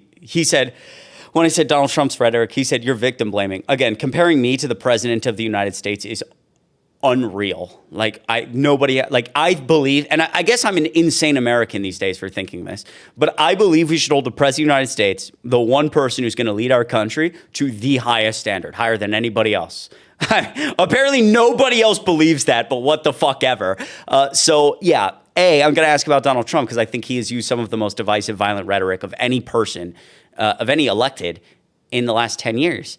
And so I was going to go down a list because he said, he told a reporter quiet piggy, which was disgusting. But that's not the rhetoric I'm referring to. I'm referring to him saying when Robert Mueller died, quote, good, I'm glad he's dead. I'm referring to him saying about 5 congressional Democrats that they committed treason and could be put to death. I'm referring to him saying that his own chairman of the Joint Chiefs, General Mark Milley, was guilty of treason and could be put to death. I'm referring to a mob of his own supporters at the Capitol chanting "Hang Mike Pence." He was aware of the violence. He knew about it. And according to testimony from former people in the White House, he was watching it on the news. He certainly, at the bare minimum, didn't say anything about it. And he obviously riled up those supporters and sent them to the Capitol. After Rob Reiner died, an avid Democrat, he got unalived in his own home brutally. Donald Trump sent out a True Social and made fun of it and said, I bet he died because he had Trump derangement syndrome. The idea that Donald Trump is not engaged in some of the most violent rhetoric and has built this culture is dishonest and absurd. And lastly, to that guy's point, he said, well, you rile people up by calling Donald Trump a grapist on here every single day. Wait, so what is the I want to understand something. I don't condone political violence, and I think any type of violence is unacceptable. Okay, what happened at the White House Correspondents' Dinner, unacceptable. What is the line? This is what he's doing, and that's the same message that's been spit by the Trump administration. And AOC said this beautifully. It's a way to deflect accountability. It's a way to deflect accountability. I believe Donald Trump is a rapist because he was found liable for sexually abusing a woman in a civil court. And even the judge said at that time, by all effective measures, Donald Trump was found liable for rape. It's just the way that, New York civil law sees it. I know liable is different than guilty, but wait, if he's found liable effectively for rape, and I say he is a rapist because he is, I'm not allowed to say that anymore? Because what? You say it causes people to be violent? Oh, because you guys call him a fascist. The largest expansion of executive authority in our lifetimes. He's going after his political opponents. He's ignoring the judicial branch constantly. I see that as him being dictator-esque, as putting us in constitutional crisis, an authoritarian, a rapist. So this is a way to deflect accountability. You don't want me to say what he is. And there has to be a line. Again, this is so black and white. The idea that I can't say that he is those things and also say that I don't think people should go try to unalive him, those two things can exist at the same time. What the fuck are you talking about? And again, I bring all this back to the idea that I'm now talking about the words that I use and other Democrats use, and we're comparing it to the President of the United States. Maybe this is my answer to all these people. Go fuck yourself, and I will listen to you. I will agree, and this is the stance I'm taking. I will agree to tone down the rhetoric when you one time hold Donald Trump accountable. When you go back and you decide that it's enough when Donald Trump says that it's Robert Mueller, his perceived political opponent, dies. He posts on True Social, quote, Robert Mueller is dead. Good, I'm glad he died. When you go back, when that happens, condone it. When Rob Reiner dies and he says, I bet he died because he had Trump derangement syndrome, condone it. When he says 5 congressional Democrats are guilty of treason, wow, judge, jury, executioner over here, guilty of treason, and in the old days, we would have hung him, we would have put him to death, condone him for that. When he said his own chairman of the Joint Chiefs could be guilty of treason, could be put to death, condone him for that. When Nancy Pelosi's husband gets hit over the head with a hammer from a home intruder and almost dies, Donald Trump gets on a stage and says, well, they don't want a wall around the southern border because they say it won't work. I think the wall will work. I think the wall will work better than the wall around their house. The wall around the Pelosi house didn't work so well, did it? And everybody laughs, making fun of the fact a man almost died. You're going to condone that? No, you fuckers believe in nothing. And I refuse. The key for Democrats is to not back down on this conversation. Like, it is simultaneously possible to say, because before, everybody always said, and this is true, what I'm about to say is true, political violence is unacceptable. It's not acceptable for people to do these things. It's a bad thing. It's bad for our democracy. But that's the thing. We used to say that and then leave it at that. You can say that, but you need to start with first, okay, rhetoric, and the left is being violent. What do you think about Donald Trump, the president of the United States, saying he's glad Robert Mueller's dead, saying people should be put to death, saying all these things? Because if we can be on a level playing field here, fine. But I refuse to continue engaging conversations with people who will not hold a basic standard for the man who we're supposed to hold the highest standard to. Absurdity. Fucking absurdity. These people are fucking deranged. Absolutely deranged, man. There's not a single congressional Democrat. Fuck me. There's not a single congressional Democrat who has come close to the level of rhetoric of Donald Trump. Not even fucking close. They're like, hey, Donald Trump was found liable for sexual abuse. He's a rapist. Hey, Donald Trump is a convicted felon because he's a convicted felon. Hey, Donald Trump is like violating the Constitution. He's a dictator. He wants to be a dictator. That's it. And then Donald Trump's like, I think it's good when my political opponents die, and you fuckers say nothing. God damn, man. Oh my goodness, Amanda. I see Amanda's lives all the time. What a great individual. What a great person. Hello? Hello. I'm glad that you continuously crash out after I've been gone for that long. Okay. So do we want to try to have a conversation this time? Yeah, we can try to have a conversation because I've already... You've got to use TikTok appropriate language, though, because you got my live restricted last time. That's why I had to kick you. So... Right. Sure. Yeah. Okay. So exactly how is he a rapist or a pedophile? Okay. So let's try. So you already failed, right? You already failed. Like you I mean, that's fine. Gone. Right? You already got my life fucking screwed up once. Gone. I literally just prefaced that. Gone. Okay. I don't like the idea that like TikTok is so strict about certain words like this, but I don't. It's not my I mean, I abide by the platform's rules and I don't cry about it because I'm not the right. I'm not like fucking crying. Oh, why can't I do what I want on fucking TikTok? Oh my god, you guys are so fucking soft.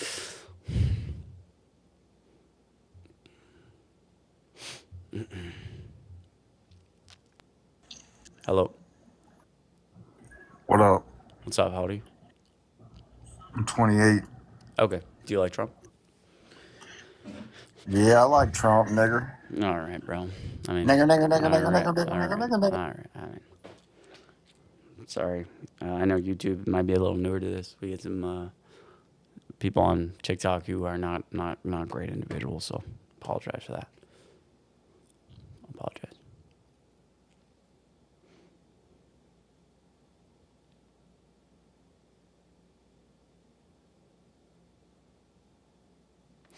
All right.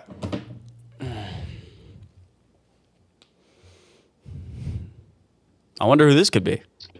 Yeah, I know, right? Here, I'll be good. All right, be good. And okay, I have how one is more. Donald Hold on. Trump a P3DO? Hold on. I have one more requirement for you, is to actually, because I literally didn't even get to speak last time. So let's try to actually. I will genuinely try to be. Okay, see, we're already off to a bad start. I will try to be good faith with you if you try to be good faith with me. Okay.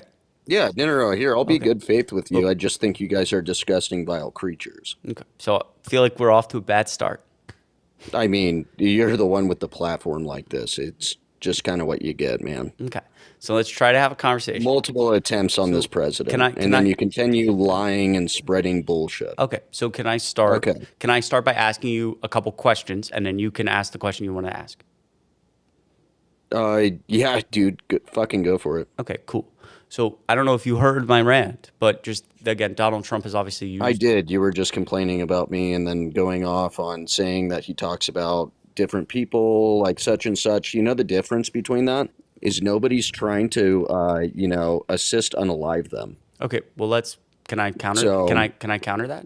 The only people trying to assist unalive people are the left. You got to let me finish. What about two Minnesota lawmakers who were both unalived? Yeah, with the guy with the No Kings protest in his car. Yeah, sure. He voted for Trump 3 times and did an interview with The Blaze where he said he voted for Trump and liked him.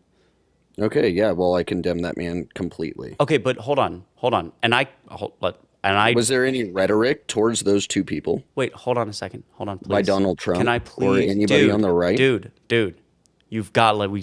please. I'm trying to be good faith with you. Okay, yeah, no, I'm trying to be good faith. At least make it equal opportunity. Yeah. So was there any rhetoric against those two people? Yeah. So some of the rhetoric that I just referenced, just about Democrats in general and Donald Trump wishing, death on his political opponents, I think could lead somebody to do something like that. And I don't understand how it's acceptable for you to say, okay, I condone that man completely. But then for me, again, that's the president of the United States and, somebody unaliving elected Democrats. I'm a TikToker, and if I say I don't condone political violence... You're not just a TikToker. You go on news media all the time. Okay, you go with the talking heads. You are a talking head. You're not a TikToker. Okay, so hold on. If I say that I condone political violence, your last claim was that that's not enough because I'm riling people up. So why is it not the same for Donald Trump? He's riling... When we look at manifestos where it says he's a P3DO and a rapist, that's kind of an issue, especially when the guy isn't a rapist or a P3DO. I'm happy to, and I genuinely, I want to talk about that and address that point. I just want to finish really quick. Like, do you understand how, again, like the rhetoric that I mentioned in my giant rant, he has used more violent and divisive rhetoric than any elected in the last decade. So none of those people have been targeted. 2 Minnesota Democrats were unalived in the head. When did he use rhetoric, or when has any Republican used rhetoric against those 2 Minnesota lawmakers? Sure, right after they were unalived and elected. That's not what we're talking about. I'm talking about before. Can I finish speaking? Please, Josh. I'm trying to be good faith. And I will answer the question for before, but first let me say, in terms of elected Democrats and Republicans being different, an elected Republican senator named, representative named Mike Lee, right after this happened, posted like a meme about like Halloween and said "Nightmare on Wall Street" and posted the footage of essentially him walking into the house and unaliving a mother. I, dropped 120,000 likes on his dome piece, and then he got pressed about it so much that he had to delete it. But again, I don't think that. That's because can I finish? I asked you if I could finish, Josh. Josh, I asked you if I could finish. Josh, I asked if I could finish, please. I'm trying to let you stay up here clearly, but you've got to work with me a little bit. Go for it. To your second point about before, again, I don't think that rhetoric, like when we're talking about these things, like I don't think if Donald Trump is spending so long very clearly signaling that it's good when his political opponents are unalived. He's talking about how Democrats are the threat from within, they're vermin, all these different things. He's obviously, again, I mentioned like Robert Mueller or Rob Reiner. That's just not true. How the fuck is that not true? Go find me a quote where Joe Biden calls Democrat. Where Joe Biden's literally calling half the fucking country domestic terrorists. Yeah, he didn't say that. Easy. He didn't say that. No, he didn't. Okay. He didn't. We'll wait. And that's also, by the way, that's not only is that not because you can't find that, but you also can't find anything about vermin or anything even close to Donald Trump. It's not close.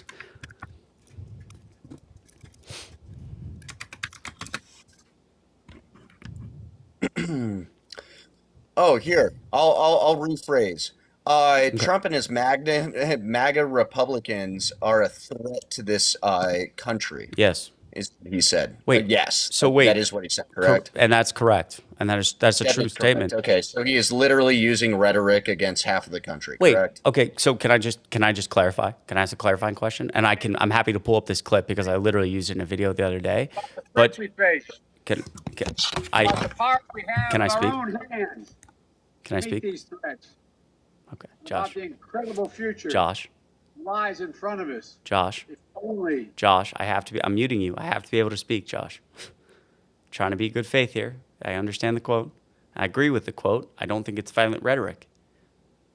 I think that Donald Trump and his MAGA friends are a threat to this country. Sorry, I didn't mean to unmute you again. I was trying to invite you to, okay. Can I ask you a clarifying question before we go forward?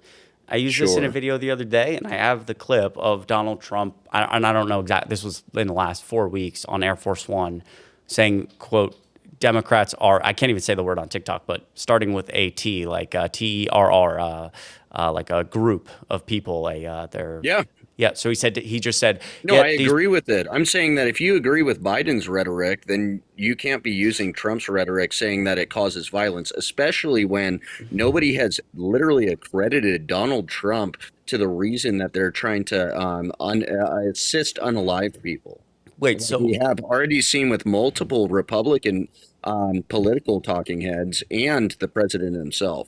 That's why your rhetoric in particular is disgusting. First of all, to the last point, that's just not true, and I'll get to that in a second. But to the point that you just made, again, I think that again, not only in this particular instance, Joe Biden saying that Donald Trump and MAGA Republicans are a threat to our nation versus Democrats are terror. I can't say the word.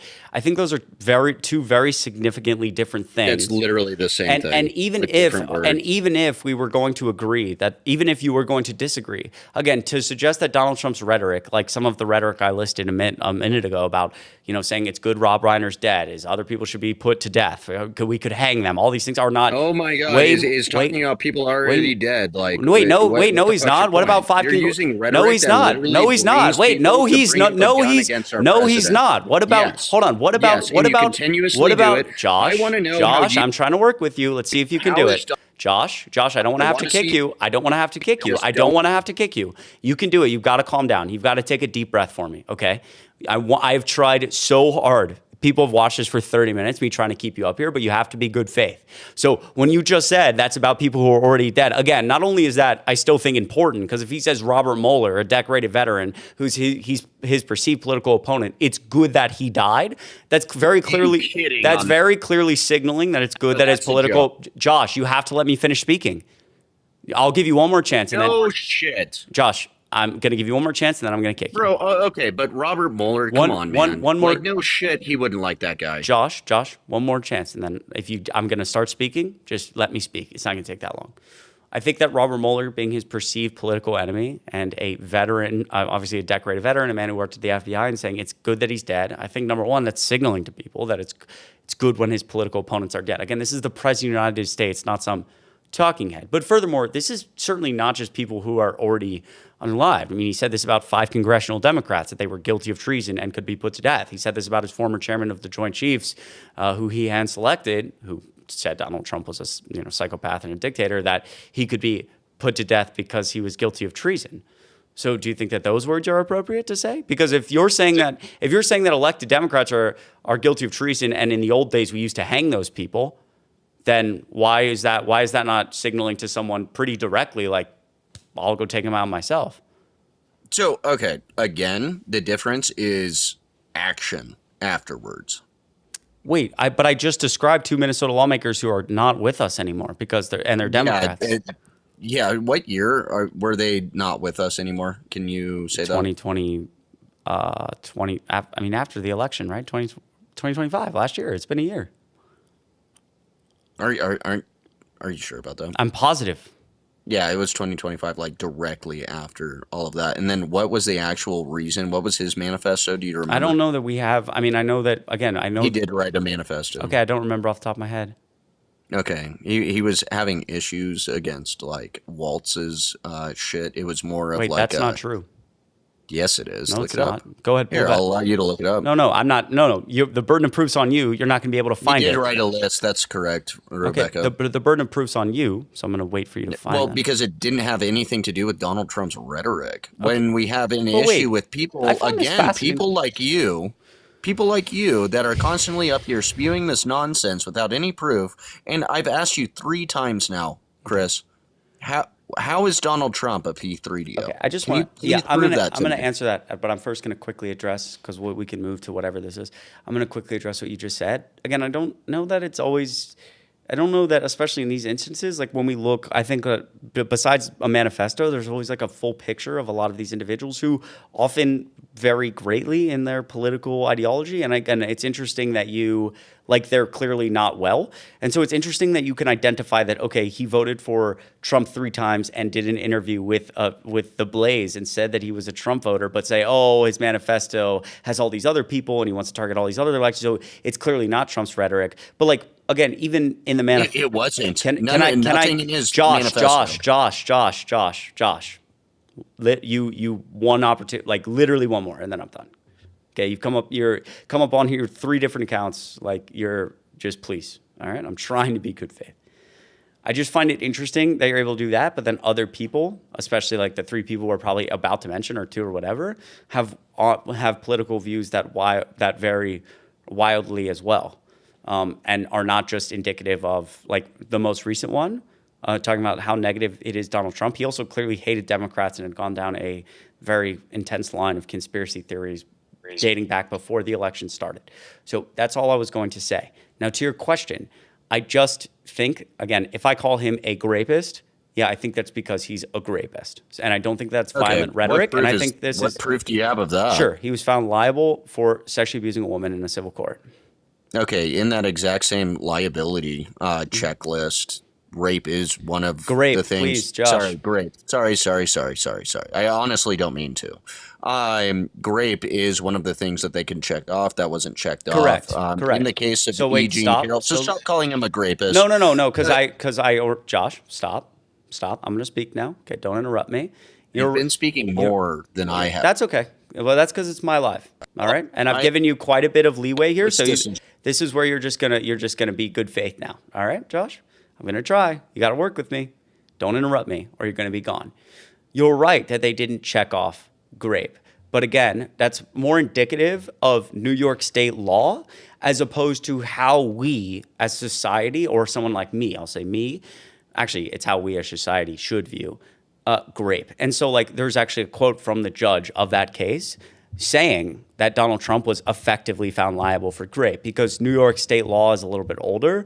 And so, like, him being found liable for SA is him forcefully penetrating essentially with his fingers or things that aren't his genitalia. That's something that we would consider grape, where New York State law would be like more specific on the need for it under New York State law for it to be called grape. So sure, under New York State law, he was not found liable for grape, but I think I'd agree with the judge in that for all effective measures, especially from a place of how we view these things from a more subjective matter, he's found liable for grape. And again, we have now reached a point where we're apparently debating the difference between being found liable for SA and grape. And you're telling me that if I call him a grapist, that's violent, ridiculous, insane rhetoric.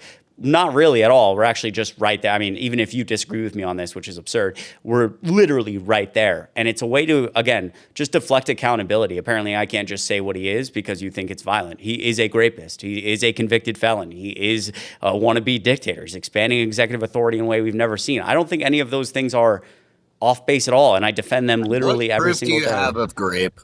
What evidence was provided in that case? Wait. Hold on, Josh. Pause for a second. So now we're going. No, you keep talking, man. I'm trying to have like a flowing debate with you, and apparently you're incapable. Josh, you're up here on your third account to make you seem correct. You're up here. I'm up here on my third account because you wouldn't let me back up on my second account. And then I got a harassment and bullying because your viewers report me. No, it's because you guys are fascists. Okay, it's because you have.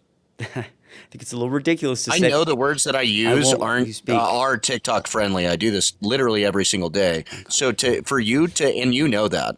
So for you to say that your view, then you keep muting me. I'm muting you because look, man. Here, I'm just going to end it with this. Your rhetoric around this, like that guy is actually like, that guy's not well. That guy's not well. So you'd be good. You'd be safe out there, bro. He'll probably try to come back with another account. I'm a sick, deranged, evil. And I just want to point out, like, the rhetoric he's using about me being a sick, deranged, evil human being is the same rhetoric Donald Trump uses. Why? I'm curious for him what the next step is to come to my house and do something to me. And that's what's crazy. It's like, I don't think he's that. I think there are very few people on this planet who are that. So, all right, bro, you be good now. Oh my goodness, what a night. What a night. Good to see everyone. Again, thanks YouTube for being here. Oh my goodness, on YouTube Super Chat. Get them, Chris. Jen, thanks so much for $5. Australian dollars. It's an amazing thing. Thank you so much. If you get $1 million for Jen, truly, I don't take that for granted. Jen, thank you so much. A couple Celsius. Wow. Hello. Jason, good to see you. What's up, baby girl? What? Okay. What? What's up? What'd you just call me? Baby girl. Why? Gonna kick me or what? I just thought that was weird. I don't really understand. Yeah. All right. Why? Do you like Trump? Love him. Why? abortion, immigration, economics, life in general is better. Life me. is better for you than it was a year ago. Yep. Wow, you would not be the majority. Well, let's talk a little bit about that. Let's start with the economy. How's the economy doing? My economy?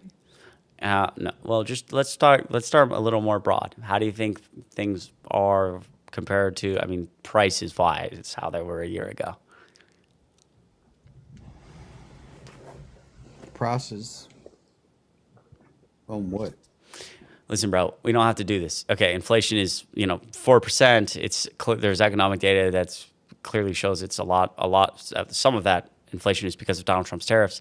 Gas prices are the highest they've been. The average cost for a gallon of gas right now is $4.30 or something. It's insanity because of a war he's raging with Iran that has no justification. A war he's raging again, the peace president who is going to start no more wars because if we vote for Kamala Harris, we'll go to war with Iran, but not Donald Trump. So obviously, it's the slowest pace of hiring in 25 years. Inflation is up. Oil's really expensive. Any thoughts? Yeah, well, when price was $1 less, no one was talking about it. Y'all was kicking it by the side. Now that it's $1 more, it's like your talking point. You talking about under Biden? Not hardly. Is that what you're referring to? I've hired 4 more employees because of my tax breaks that I got. That's amazing. So now I have 4 employed people that are paying taxes. That's beneficial to the economy. Okay. Well, as a small business owner, it's good to have more help, good help. It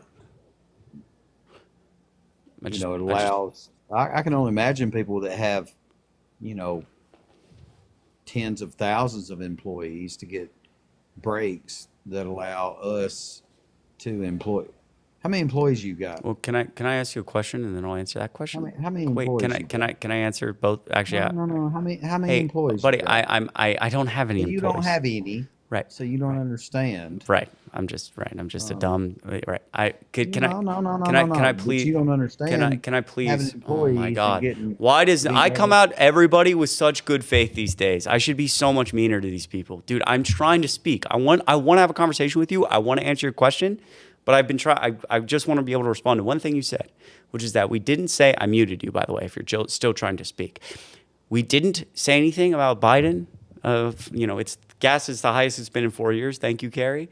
We didn't say anything at the beginning of COVID, but obviously, again, a lot of the oil prices, all the oil prices under Joe Biden were because of supply and demand issues, especially relating to COVID. I mean, they were really, really cheap at the end of Trump's first term because there was no demand for oil, thus no supply because the world had been shut down for a year. Joe Biden gets in, different phase of the pandemic. By that summer, the demand for oil explodes very quickly, but the supply hasn't caught up. High demand, low supply, inflation. That's why I didn't blame Joe Biden for oil. It wasn't a talking point then, but it's a talking point now because my IQ's above 75. So I'm able to see the world and see some amount of nuance in it. So when I see price high, I don't immediately go price high, president fault. I try to add a little bit of, in the most complex society ever built in human history, I'm let's try to figure out why the oil price high. So oil price high now because Trump engaged in war that he has given no justification for. Oil price high back then because supply demand. I don't blame Biden because I don't see economic data to suggest that his policies were the main cause of inflation. I blame Trump because there's direct economic evidence that tariffs have at least caused some amount of inflation, and because I have not gotten any straight answer from the administration for a justification for a war that's exploding oil prices that he can't get control of. I hope that makes sense. Now, to answer your question, no, I don't have any employees, and now you can speak. And I would not have had to go on that long monologue if I could have just said that 5 minutes ago. Go ahead. This should be good, Chad. This should be good.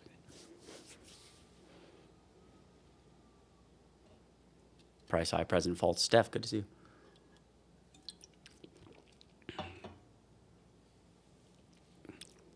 Hello? My guy doesn't know how to unmute his mic. You just gotta click unmute on the TikTok thing, my guy. You just gotta click your little button. You're down. You're like you see your little profile down there. If you click it, and then there'll be like a thing at the bottom. It says like unmute mic. I'm actually curious what tax breaks came with this. I don't know if this actually. I wonder if this actually relates to Trump's bill. I mean, generally there's different. I think there's different tax cuts. I think if you reach like above a certain amount of employees, just generally, that's been in the tax code for a while, right? I have no fucking idea. I mean, and also like if he's getting tax cuts for having more employees, I think that's great. I mean, that's probably something I'd generally be supportive of. I need more specifics. My brother does not know how to unmute his mic. Double tap screen. Good to see everyone. My guy.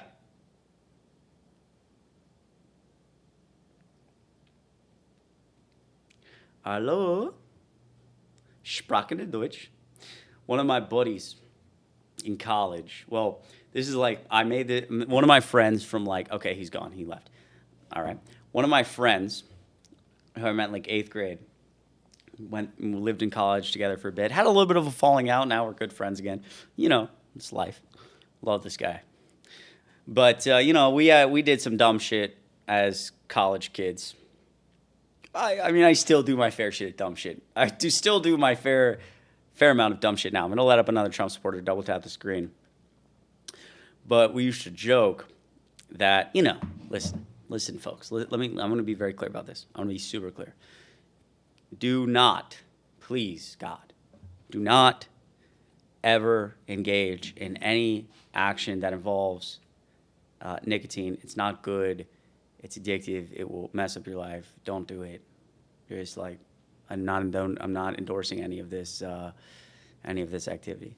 But back in the day, maybe we would get a little intoxicated, and cigarettes are disgusting, gross. And I don't do this anymore. I'm gonna be clear. And I'd have to be very intoxicated for this. But maybe a little drunk dart or two, maybe. But anyways, I have a buddy of mine who does this a lot. I will say, and maybe he probably wouldn't be cool with me saying this. He'd probably argue this. But I would say he does it more than me. He did it more than me. Wow, great disclaimers. Anyways, I say all this. I love it, Jafer. Congrats. I say all this to say, he always makes a joke that if he needs to learn, he's been trying to learn how to say hello. Hello? Do you speak like a language? Do you have a cigarette, and goodbye in every language? Because he's like, worst case scenario, I wake up in a random country I don't know. First thing I need to be able to do is say the basics in any given language. Hello? Do you speak, let's say, German? Do you have a cigarette? Goodbye. And this is like our fun. This is like some stupid inside jokes. Every time I talk to this dude on the phone, I'm like, I think is this German? No, I think this is German. Hallo? Sprachen de Deutsch? Zigarette? I don't know what goodbye is. That I think Sprachen? But every single time we talk, and every time like he came to Chicago, he lives in Atlanta, he came to Chicago. I'm like, what's up, bro? He's like, hallo? Sprachen de Deutsch? Zigarette? I'm like, bro, you got to be able to learn other things. It's dumb. Oh my God, Josh is back. Dude, this kid never learns. This kid never learns, dude. Josh, bro.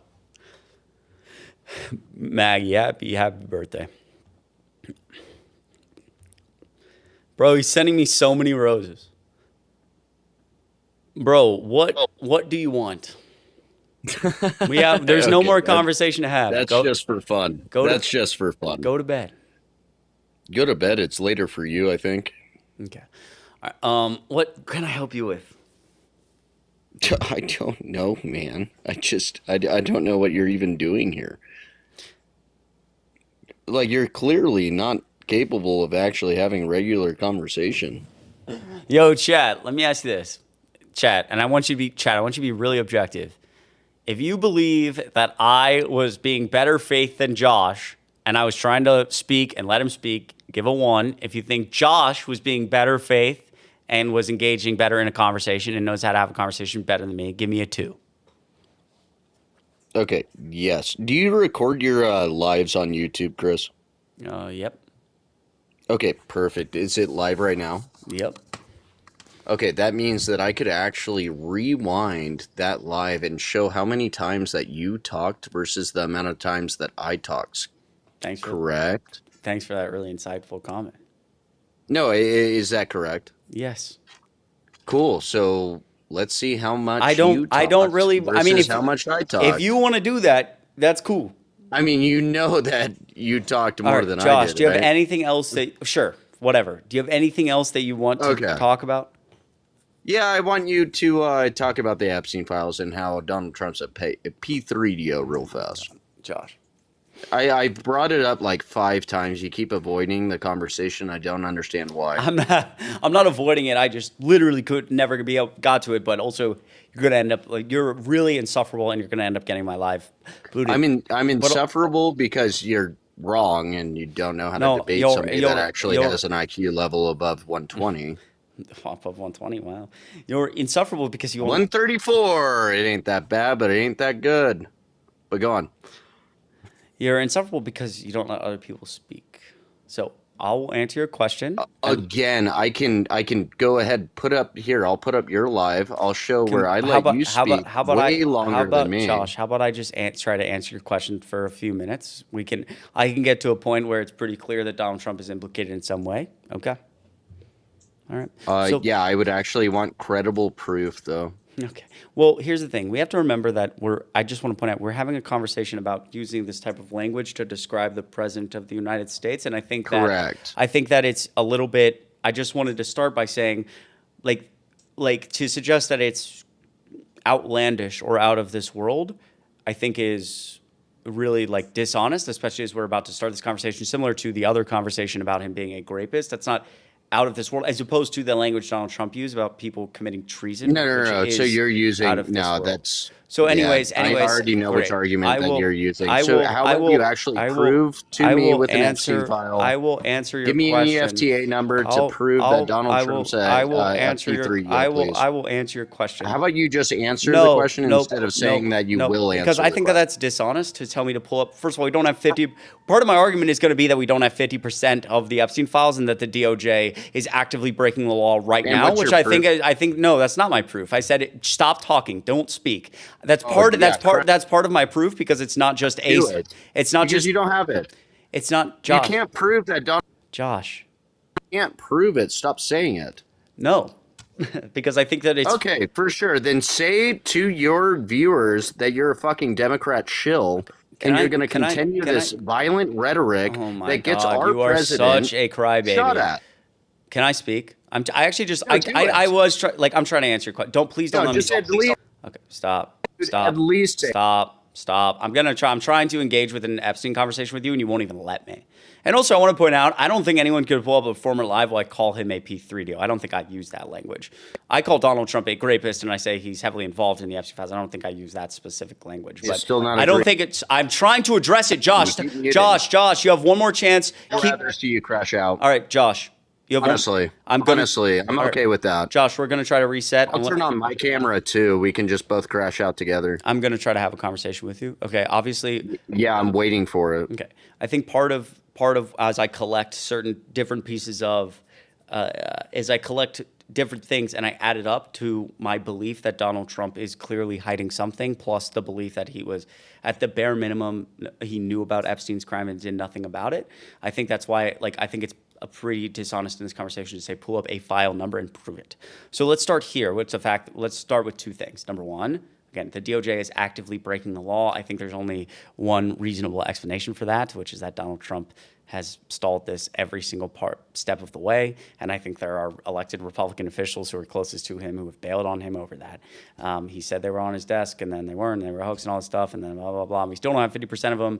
There's all these things redacted, et cetera. Donald Trump has redacted quite a bit. My second piece is that I think it's very clear that Donald Trump, I think just from at least one of the most prominent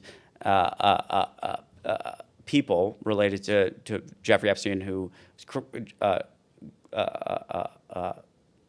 Giuffre, who was credited a lot with Jeffrey Epstein getting arrested. She reportedly took her own life, although her mother disagrees about what actually happened. She was 17 working at Mar-a-Lago when she was introduced to Ghislaine Maxwell. And I think that there's a great kind of Washington Post article. Who are you talking about right now?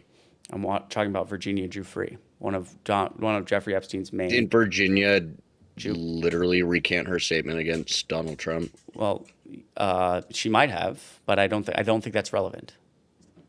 That would be relevant when you're discussing how Donald Trump's a P3, Well, we know Epstein's a piece of shit. We know that. That's not an argument. Hold on a second. First of all, I'd have to go back and understand her statements about Donald Trump, but I don't think that. Yeah, you should actually look that up because I'm pretty sure she actually said that Donald Trump didn't do anything. Okay, I don't think that. Yeah, go ahead and look that up. Here, okay, I'll actually mute Josh, while you look that up. Josh, Here, I'm happy to look that up in a second, but I have to be able to finish my statement, please. I don't actually think that that's indicative. I don't think that's important in this instance, and I'll get to why in a second, especially as we talk about someone who was traumatized by some of the, highest, the most prominent people in this world. That does not take away. You should probably look that up. Josh, if you interrupt me one more time, I'm gonna kick you. Yeah, you want to drop me? It is. I don't. You're just fucking. Josh, I want to have a conversation, but you're. Then have the conversation. I am trying. I keep trying to speak, and you keep interrupting. You keep speaking too much, though. Okay, Josh. Flowing conversation, but you don't allow it to. Josh. She was 17, working underage, when she was introduced to Ghislaine Maxwell. Wait a minute, 17-year-olds aren't allowed to work? I didn't say that. I said that she was underage when she was working at Mar-a-Lago in the spa section. I didn't suggest that she was what was she doing in the spa section? Why does that matter?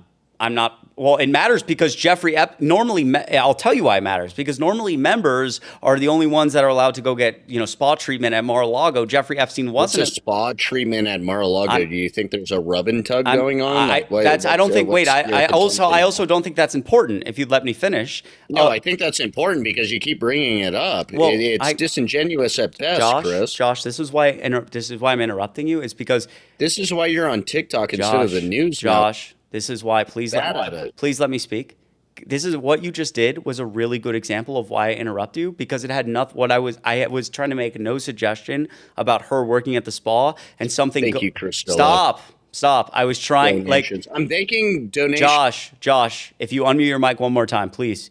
This is actually a really good example of why You know what? Do it. Josh. Fuck you. Josh, you vile, disgusting. Josh, this is a really good Josh. This is why the president Josh, this is why it's okay. Like You're crying. You can disgusting. breathe. You can breathe.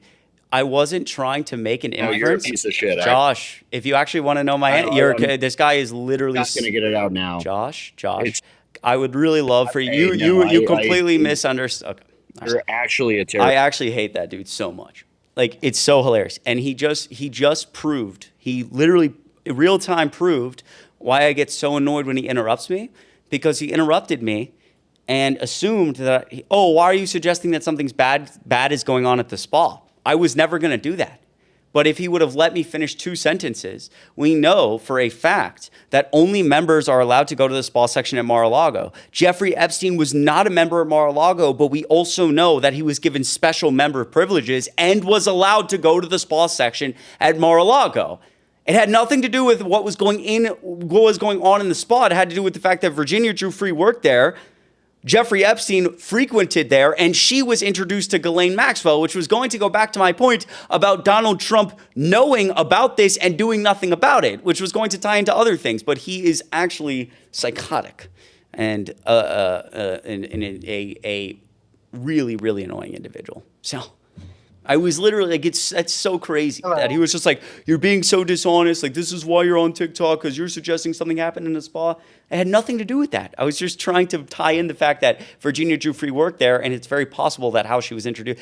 There actually is some part about who introduced her to Ghislaine originally, but we know. I was just trying to add the fact that she would have encountered Jeffrey Epstein, thus leading to her after being introduced to Ghislaine already knowing Jeffrey, or some process like that. I have to go back and look. Regardless, you get whatever. Hello? Advice for you: when guys like Josh just talk over you, mute them. It's much easier. Yeah, I need to. I try to spam the mute button, but sometimes or better yet, don't debate him. He always thinks you're scum. Yeah, well, it's not really about how he feels about me, so it's about how other people do. The only reason he supports Kanks is because he hates probably who he hates. That's right. You're not a Trump supporter. What a great individual. I just thought I'd give you that piece of advice. Well, I appreciate that so much. I really do. I'm going to cycle a couple people up looking for Trump supporters, but I do really appreciate you, seriously. Oh, you're quite welcome. Oh, thanks. Be safe. Yo, W's in the chat. I actually appreciate that. No, it is a good piece of advice. The problem, I can't spam the mute button as well on this as I can on the fucking phone. And the other thing is, like, why do you debate him? Because it's not really about convince. I mean, obviously, it would be great to convince that guy. But at the end of the day, I think people misunderstand what the purpose of this is. I think for some people, the purpose is like making a bunch of fucking money, which I think is fucked. I just do it for fun. I do it partly because it helps my own understanding of where people are at, where Trump supporters are at. And I think it helps refine. I think it's good for me. And I have fun doing it sometimes. But in terms of the actual purpose it serves, because I care about this country a lot, I think that it's really about in an online atmosphere where you can have viewers watching you debate. I think that there's a lot of people who come through, the average watch time on TikTok is not that high. The average watch time on Twitch, which is another live streaming service, for any given person is an hour, 1 hour. The average watch time on TikTok Live is like 3 minutes. Now, for debate lives, that's a lot higher, but maybe it's 9 or 10 minutes. And so there's a lot of people coming in and out. And I think that there is some benefit to people who may be less understanding or just getting into politics. I would like to see them see somebody on my side of the aisle, me, debating the points that I'm making versus someone like Josh, and then they can make their decision about who we think is being good faith and who we think has the right information, and they can fact check in real time if they want to. Or they can think about it later and go, I wonder what if Chris was saying was true or vice versa. And then when they look it up, they'll realize, wow, that fucking guy is a psychopath. And then maybe there's like another person who's interested in politics. They don't have to vote for Democrats, but, just I think people being, that is important. Brad, it's good to see you. This is probably the same dude. Hello. Hello? You about to cry, bro? Okay, it's not the same dude. How old are you? You look sad.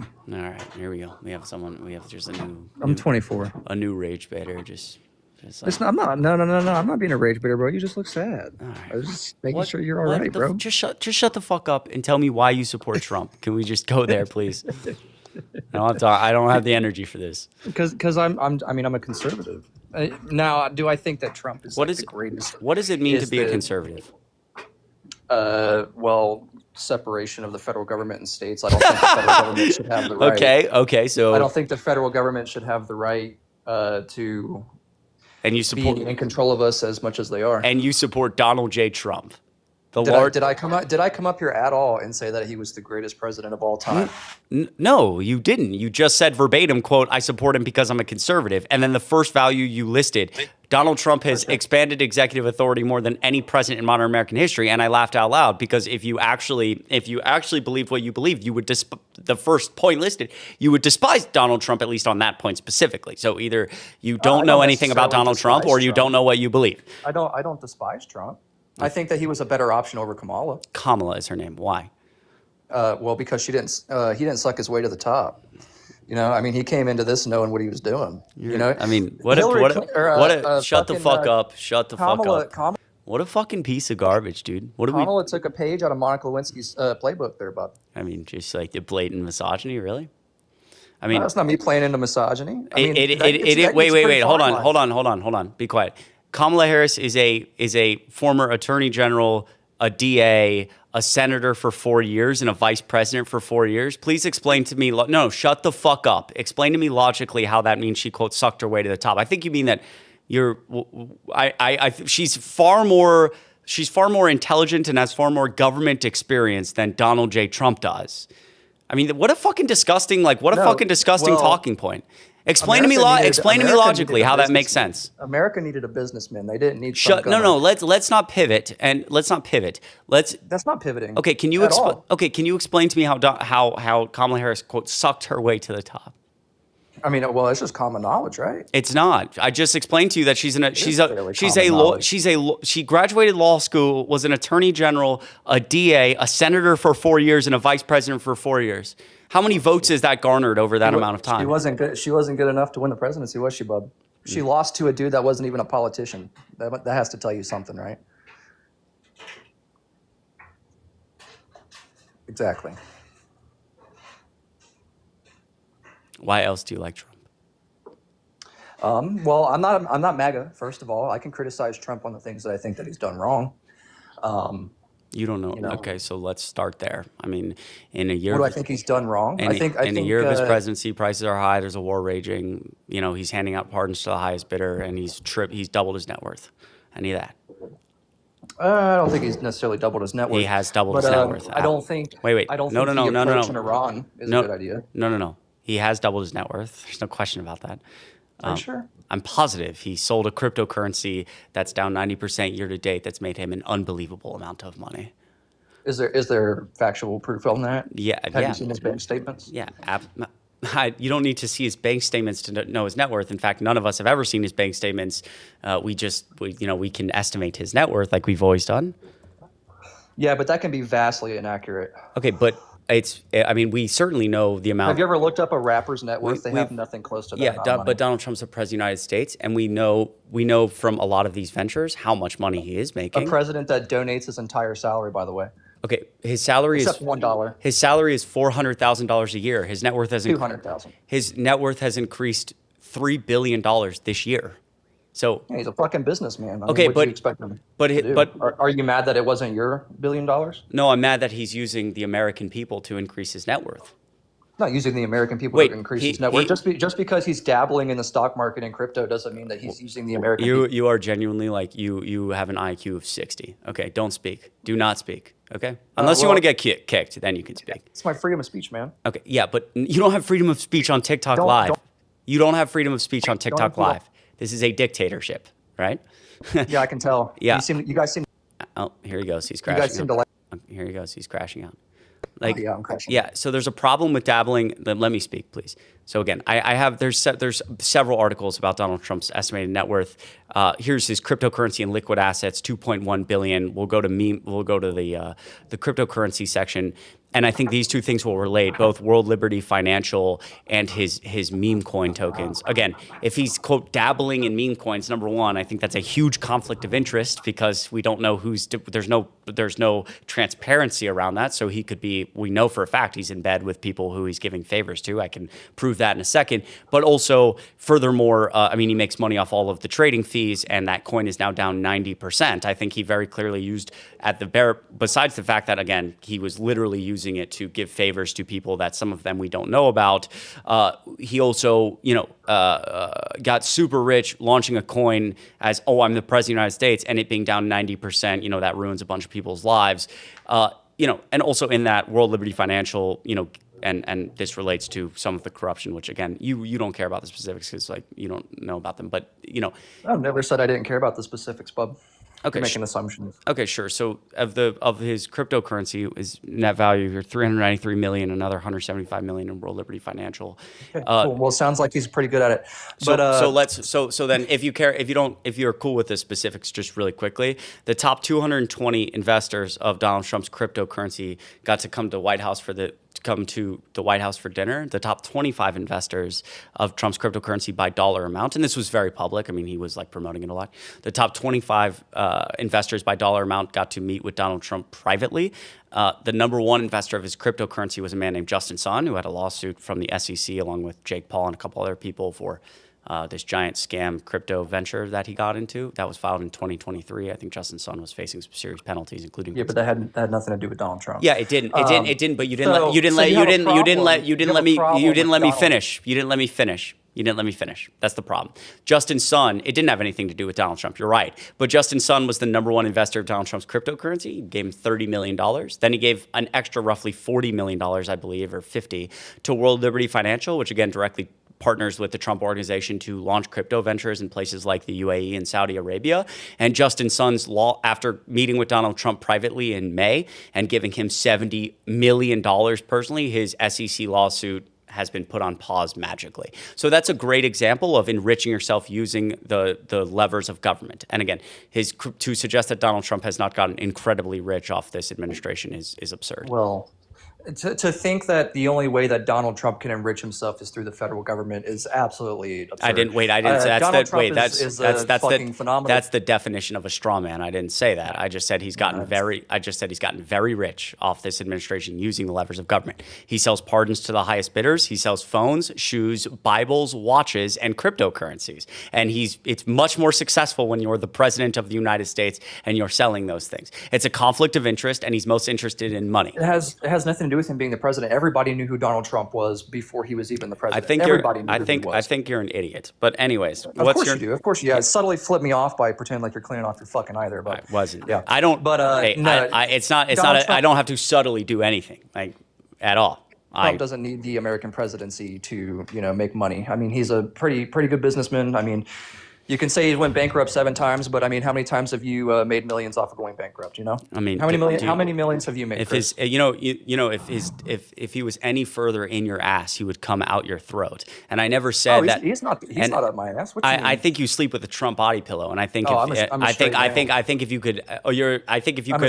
Yeah, you're straight. Don't assume my sexuality. You're a straight man. As a straight man myself, I've never felt one time the need to go, I'm a straight man. So I'm gonna let you think on that. But furthermore, also to your point, I wasn't even gonna say anything about his 7 bankruptcies. You're also upfront about pronouns. I wasn't gonna say anything about his 7 bankruptcies and business.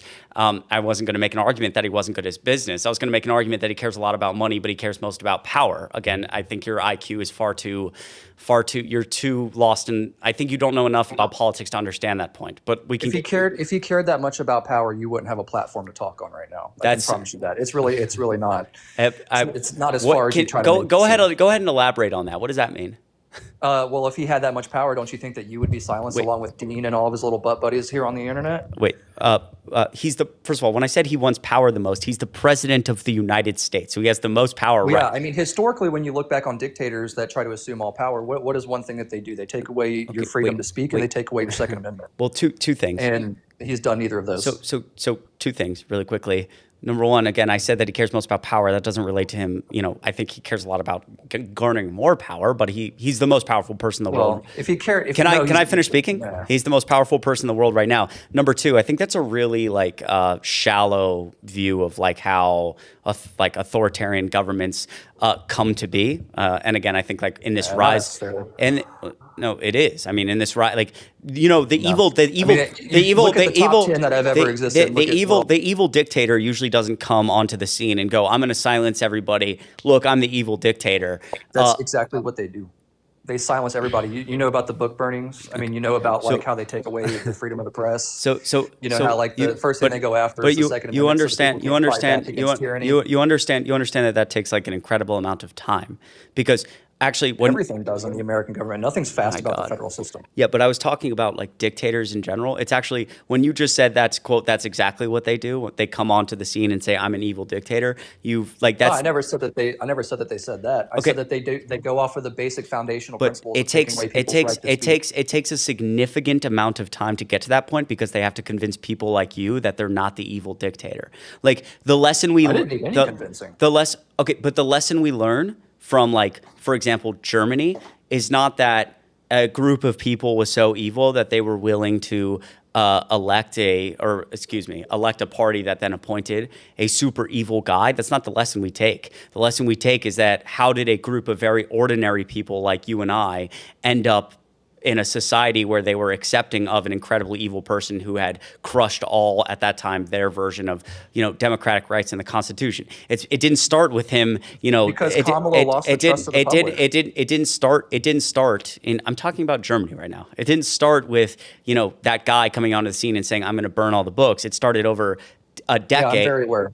You're not. You're literally not. Clearly, I am highly educated on World War II and the way that Nazi Germany so then you understand that democratic norms are something that slowly erode and then suddenly erode. So yeah, no, I'm not so denying that fascism. yeah. is So a the idea far-right that you said ideology. that, so the idea that we wouldn't be able to speak or have rights, like Donald Trump, we're currently, I would argue, consistently teetering on the edge of constitutional crisis. Donald Trump consistently and his DOJ ignore federal courts. We even have today, James Comey got indicted for a second time. I think he's using the DOJ to go after his political opponents very clearly, that he's failed on over and over. There's different examples, whether it's attacking the judicial branch or the expansion of executive authority or the flooding of loyalists in the executive branch, that is very clearly made the executive branch the largest it has ever been, and is certainly, from a just very broadly speaking authoritarian area, the most authoritarian-esque the United States has ever clearly driven towards. And so again, I think it's just very shallow to say, oh, if he was really a bad guy, you wouldn't be able to speak on TikTok Live. I think that's just dumb and shallow. No, you wouldn't. If he really cared about, I think that's I literally just you didn't address any of what I just said. So what about him? What about him violating court orders all the time? What court order did he violate? Okay.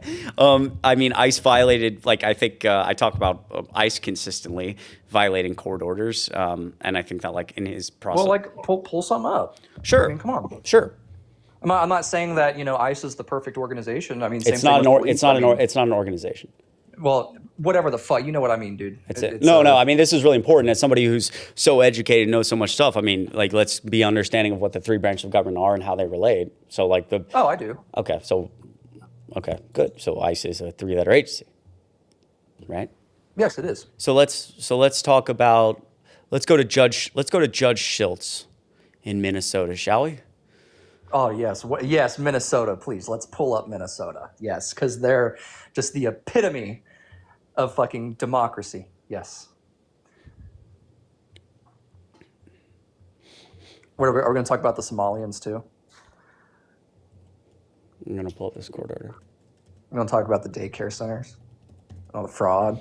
Okay. Why don't we attempt to stick on one conversation at a time?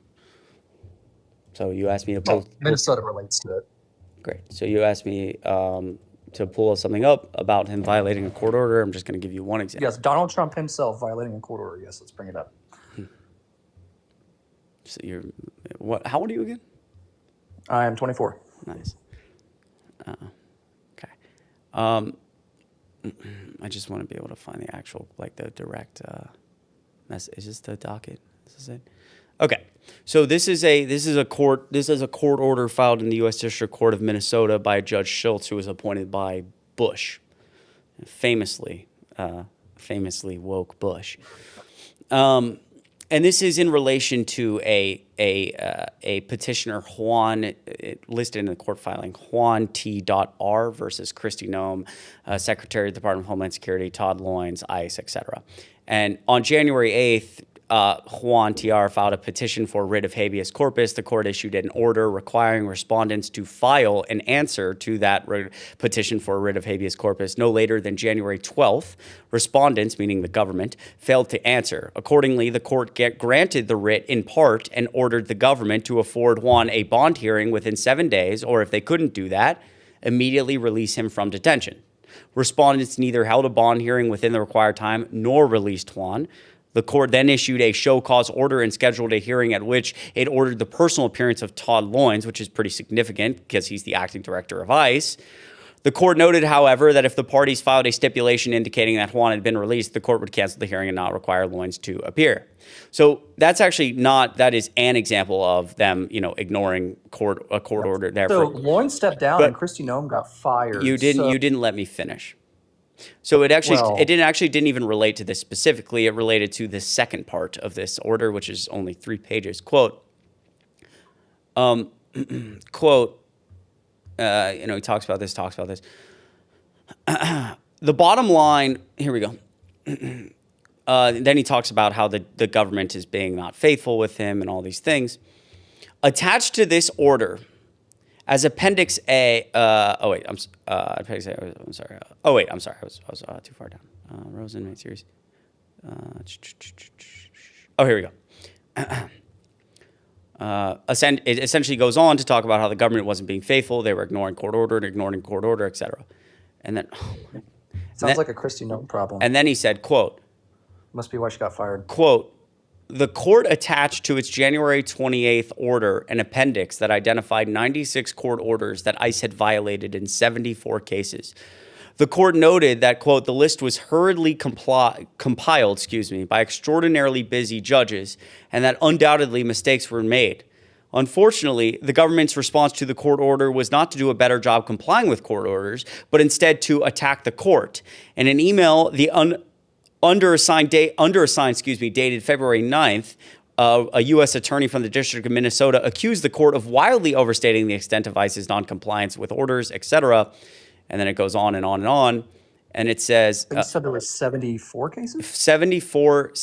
Violated 74 court orders in 96 cases in January alone. The judge would then go on to say that, I quote, ICE has likely violated more court orders in January of 2026 than most agencies have violated in their entire existence. So I think I gave a couple examples there, and you're more than happy to look up that order. So 96 cases in January alone, out of the thousands of deportation cases that they had, I'd say that's a pretty low number. I think the percentage is less than 1%. And if ICE was being, so poorly ran, don't you think that would be why Kristi Noem was fired and the director had stepped down? So don't you think that maybe that's a sign that Trump's trying to fix whatever the fuck's going on here? Or are you just too blind to see what he's actually, trying to do here? So to your first point, I think that's like a grave misinterpretation of how the judicial system works and how the executive branch works. Like, this is not, for every administration ever, there are all sorts of things going on with any given agency. I think it's unprecedented in the sense to see, again. No, that's not what I said at all. Can I finish speaking? I didn't. The idea that you could violate. Okay, I'm not. I'm going to say that to suggest that very broadly that there's thousands of cases, therefore, less than 1% are ignored, I think is like just a grave misunderstanding of like how government works. But even away from that, I think the idea that you could be a conservative and be accepting at any level of the government violating court orders, thus and potentially and clearly at certain points violating people's due process rights. If that's a risk for one that people are willing to ignore, the executive branch is not going to be held, like there's going to be no punishment for that. It's a risk for all of us.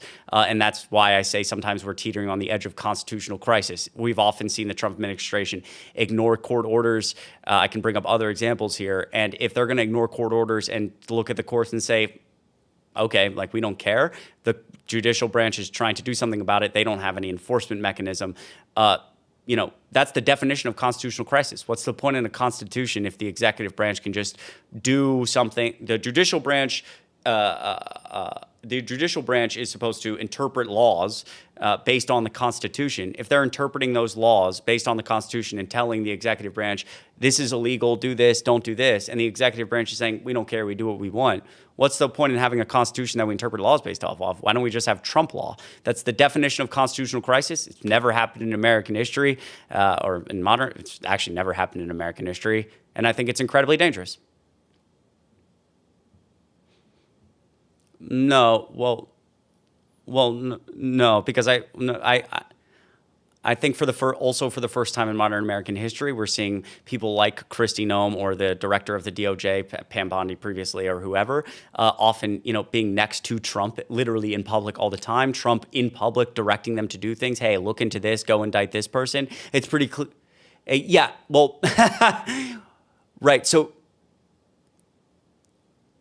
Wait, I'm sorry. So you're telling, okay. So again, I think that this is like where we're going to get back into like a fundamental misunderstanding of government. It's never been like that really previous to this time. And so the idea that you can actively admit that Donald Trump is directing them to do things, which again, isn't really how that worked previously. I think that is what Donald Trump wants. And I also think that part of the reason that this is happening and the failures in government is because Donald Trump is hiring based on loyalty. It's why so many of his DOJ cases have fallen flat when the DOJ previously had a really, really high success rate, and their success rate is much lower because they're trying criminal cases against Trump opponents with like the dumbest lawyers on the planet because most reasonable lawyers have refused to do it for him. I wish you nothing but the worst. Like, I genuinely, I can't do, arrogant people who just don't understand anything about government anymore. It's really frustrating. All right. I got to be done, guys. These people are, actually annoying me. I'm sorry. I've got to call it. And also my live got restricted because of him, so I was just like, all right. Like, whatever, bro. People, I mean, whatever. Just fucking piss away American democracy because people are so, like... You used to watch, like, the most grave expansion of executive authority in modern American history, and, like, 90% of people, like, are like, yeah, I mean, like, Pam Bondi at the DOJ, I mean, Trump's her boss. Like, she does what he says. Like, you don't listen to your boss? That's not how the director of the DOJ works. It never has. If somebody said that out loud in 2010, like, that would be like,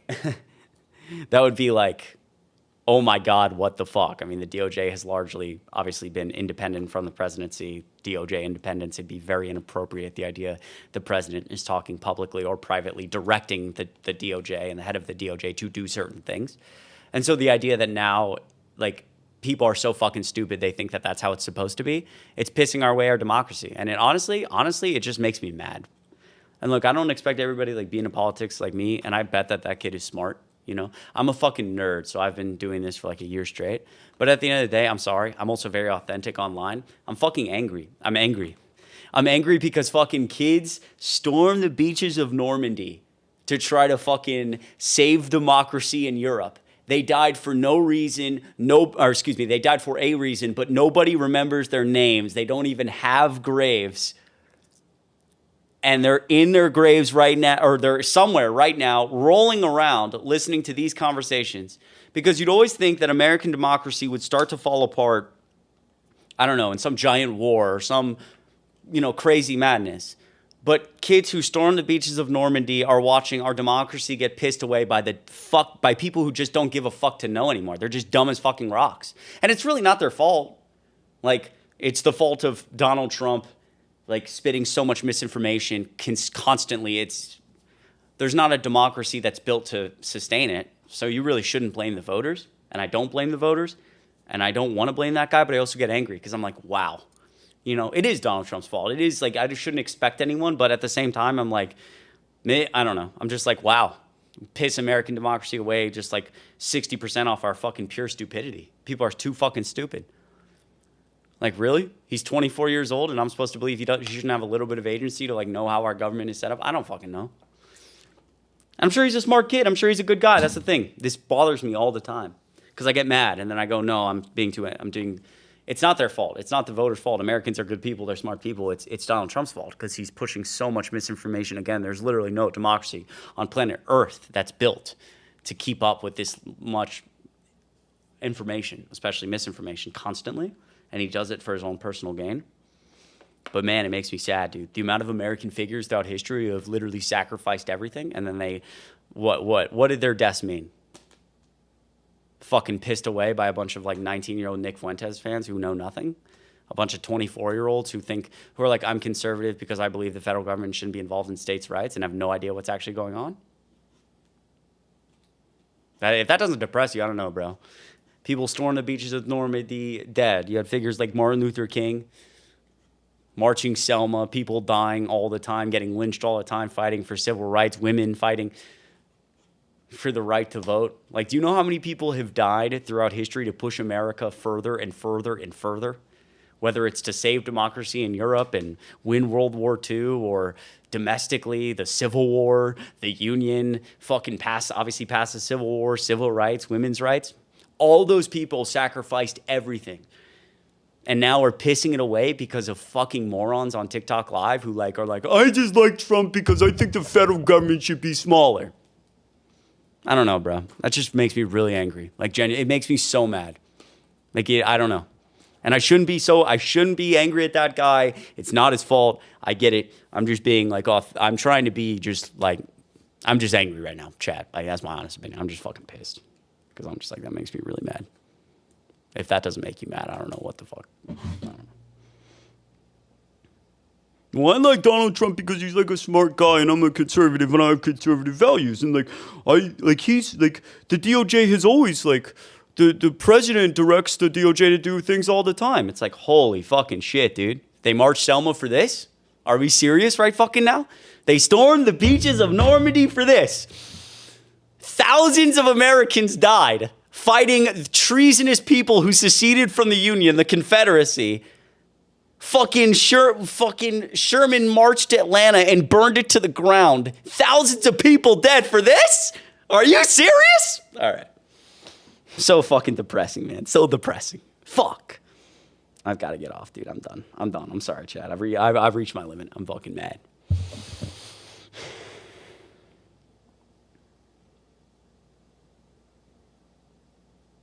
All right, let me read a couple more Venmos. I'm sorry, Chad. I'm sorry for getting. Well, you can't say I'm not passionate, all right? Can't say that.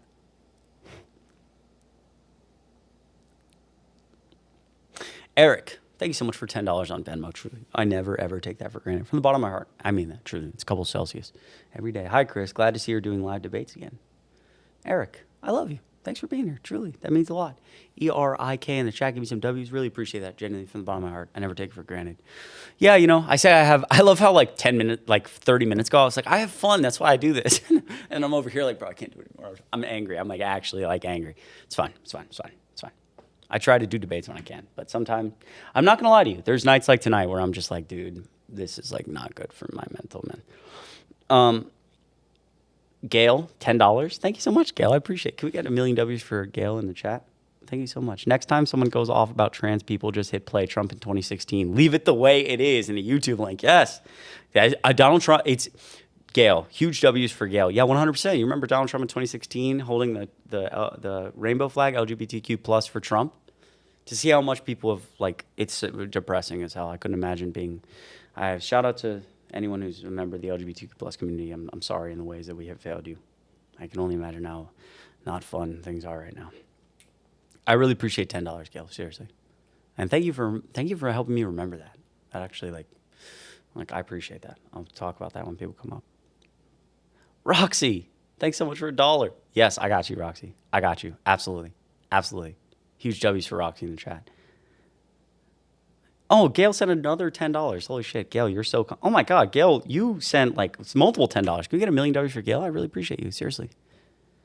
Josh does this to everyone. Don't let him get away with it. Kick him if you want to. Well, I should have done it earlier, Gail.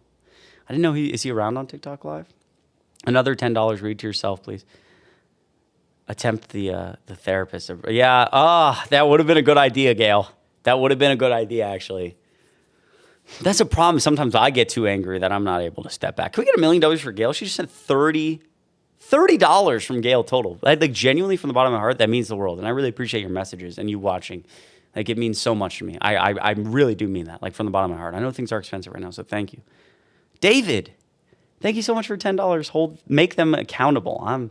We're trying out here, David. Thanks for watching. There's Gail down there. I see you, Gail. We drop a follow for Gail. What a great individual. What a great person, Gail. Thank you. Truly, I appreciate it. I know things are expensive. Thanks for being here. Thanks for watching. It means so much to me. David, make them accountable. $10. Thank you so much. W's for David. Again, I never take it for granted. The fact that anyone would donate monetarily, like it means the world that anyone just like watches me rant about whatever the fuck I'm ranting about. So like, I hope everyone knows, like if you were here, if you watch my lives all the time, but you've never even commented, you've never even liked the live, like anything, that's okay. Just know that I love you and I appreciate you from the bottom of my heart and you're the best. I mean it. Tristan, thank you so much for $15. Holy shit, you guys are insane. Thank you so much for all that you do. Please keep streaming on YouTube. You've got an amazing and unique approach with people. Wow, like that's so kind. What the hell? Yo, Tristan, thank you. Take care. Tristan, thank you so much for the kind words, and $15 like genuinely means the world. I never, ever, ever, ever, ever take it for granted. Thank you so much. You've got an amazing and unique approach with people. Well, the approach to the last few guests has maybe not been as unique. It's been not good. I've been crashing out. See, look at Toxic down there. Chloe, but I really appreciate you. Seriously, in the kind words, it means the world. Means the absolute world. Truly, Chloe, $10. Man, you guys are insanely kind.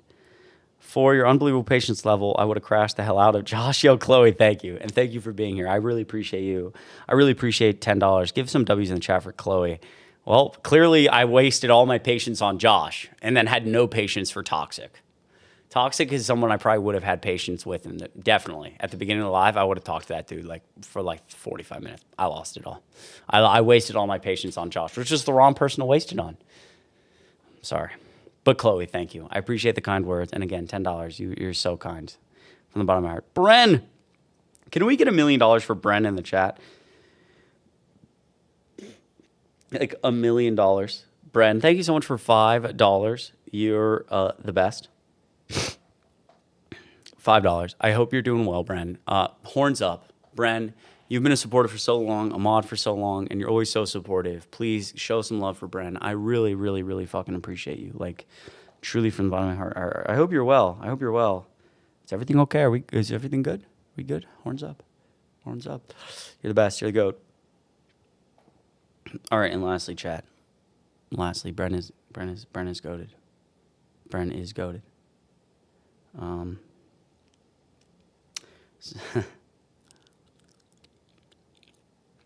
Why aren't you guys attorneys or doctors instead of wasting your time here? I don't know. It's a good question. Joseph, thank you so much. Joseph, thank you so much for $5. You get $1 million W's for Joseph in the chat. Stupid MAGA motherfuckers. I didn't say it, you did. I kind of agree. Act like Donald Trump can out of an egg in 2015. He's a lifelong liar, cheat, thief, rapist, and bigot. Millions of words written about him prior to politics. MAGA people don't read. Yes. Bro, could we get so many W's for Josh? First of all, thank you so much for $5. That actually means the world, genuinely. Never take it for granted. Thank you so much. I always say quick Celsius. It means so much, Joseph. Seriously. But yes, thank you. Thank you. And I'm actually going to start using that phrase exactly in my lives. Joseph, thank you for... he wasn't born, like he didn't just spawn in 2015. Like, truly. And I should bring it up more, but it could become so much like the decades of fraud. The fraud around Trump University, defrauding kids at university is just one of many examples of like his being known and clearly being known not only to the public, but in the court of law as a lie and a cheat. Thank you, Joseph. And lastly, here. Thank you so much to Joanne for $10. God, you guys should show an amazing amount of support. It means the world. You should enforce your boundaries a little better, please. First of all, Joanne, thank you so much for $10. Genuinely, that means the world. You get $1 million W's for Joanne. And for all of the people who decide to donate monetarily, I never take it for granted. There's never any pressure to support in that way. It means so much to me. Truly, truly, truly, truly. I mean it. And you're right. I should. I think I second guess myself often. And maybe I give people the benefit of the doubt. And the problem with giving people the benefit of the doubt is I do it all the way up until the very end. And then I'm like really mean and I just like lose it. So probably balance maybe. If I kind of keep boundaries through the whole live, then maybe I can sustain it better. But English would be nice. What? How is that not English? All right, whatever. All right, guys. John B, thanks for the love. Live and learn. Char, I finished law school on Monday. Holy congrats. Can we get 1 million W's in the chat for Char? Wow, what a great person. Congrats. I was in Atlanta last week for the first time. Loved it. Yo, Nat, fucking W's. I love, dude, Atlanta, my home. It's the best. I hope you had a good time, seriously. Hope the weather treated you well. I know it's getting warm over there. Man, you guys always make me smile. All right, I'm out of here. Alex, night, Chris, stay strong. It's frustrating. Remember that your words are powerful and your authentic energy is what gravitates me toward you. You're here all the time. You're so supportive. Huge W's for Alex over on YouTube. All right, I'm ending both. Guys, I love you. I'm going to go try to just not fucking crash out. My bad on the crash out. I'm passionate about these things. What can I say? Good night, everybody. Thank you to every single person here that I see regularly. There's so many, too many to say individually. Jack, Bren, Jack and Piper's mom, Emma, Maggie. Give me some happy birthdays for Maggie. And again, Maggie, happy birthday. I hope you had a great birthday. Ken's, Mateo, Bess. So many familiar faces. Rochelle, fix my effing pay. Is my PayPal link broken in? I'm sorry. I actually will, but you're so kind. Thank you. Thank you for being here, truly. First time. Harmon, I think. Thank you so much for being here. Really means the world. Today was a little bit of an intense one, so maybe next time you got a better look at me. Bren, Carrie, Jack and Piper's mom. You guys are the three. There's so many goats. There's, too many goats to keep count of. And those three, Bren, Jack and Piper's mom, Carrie. There's many more, but I saw those three in a line, and they're some of my strongest. They've been here since day one. Horns up for Bren. Carrie, I love you. Jack and Piper's mom, hope you're well.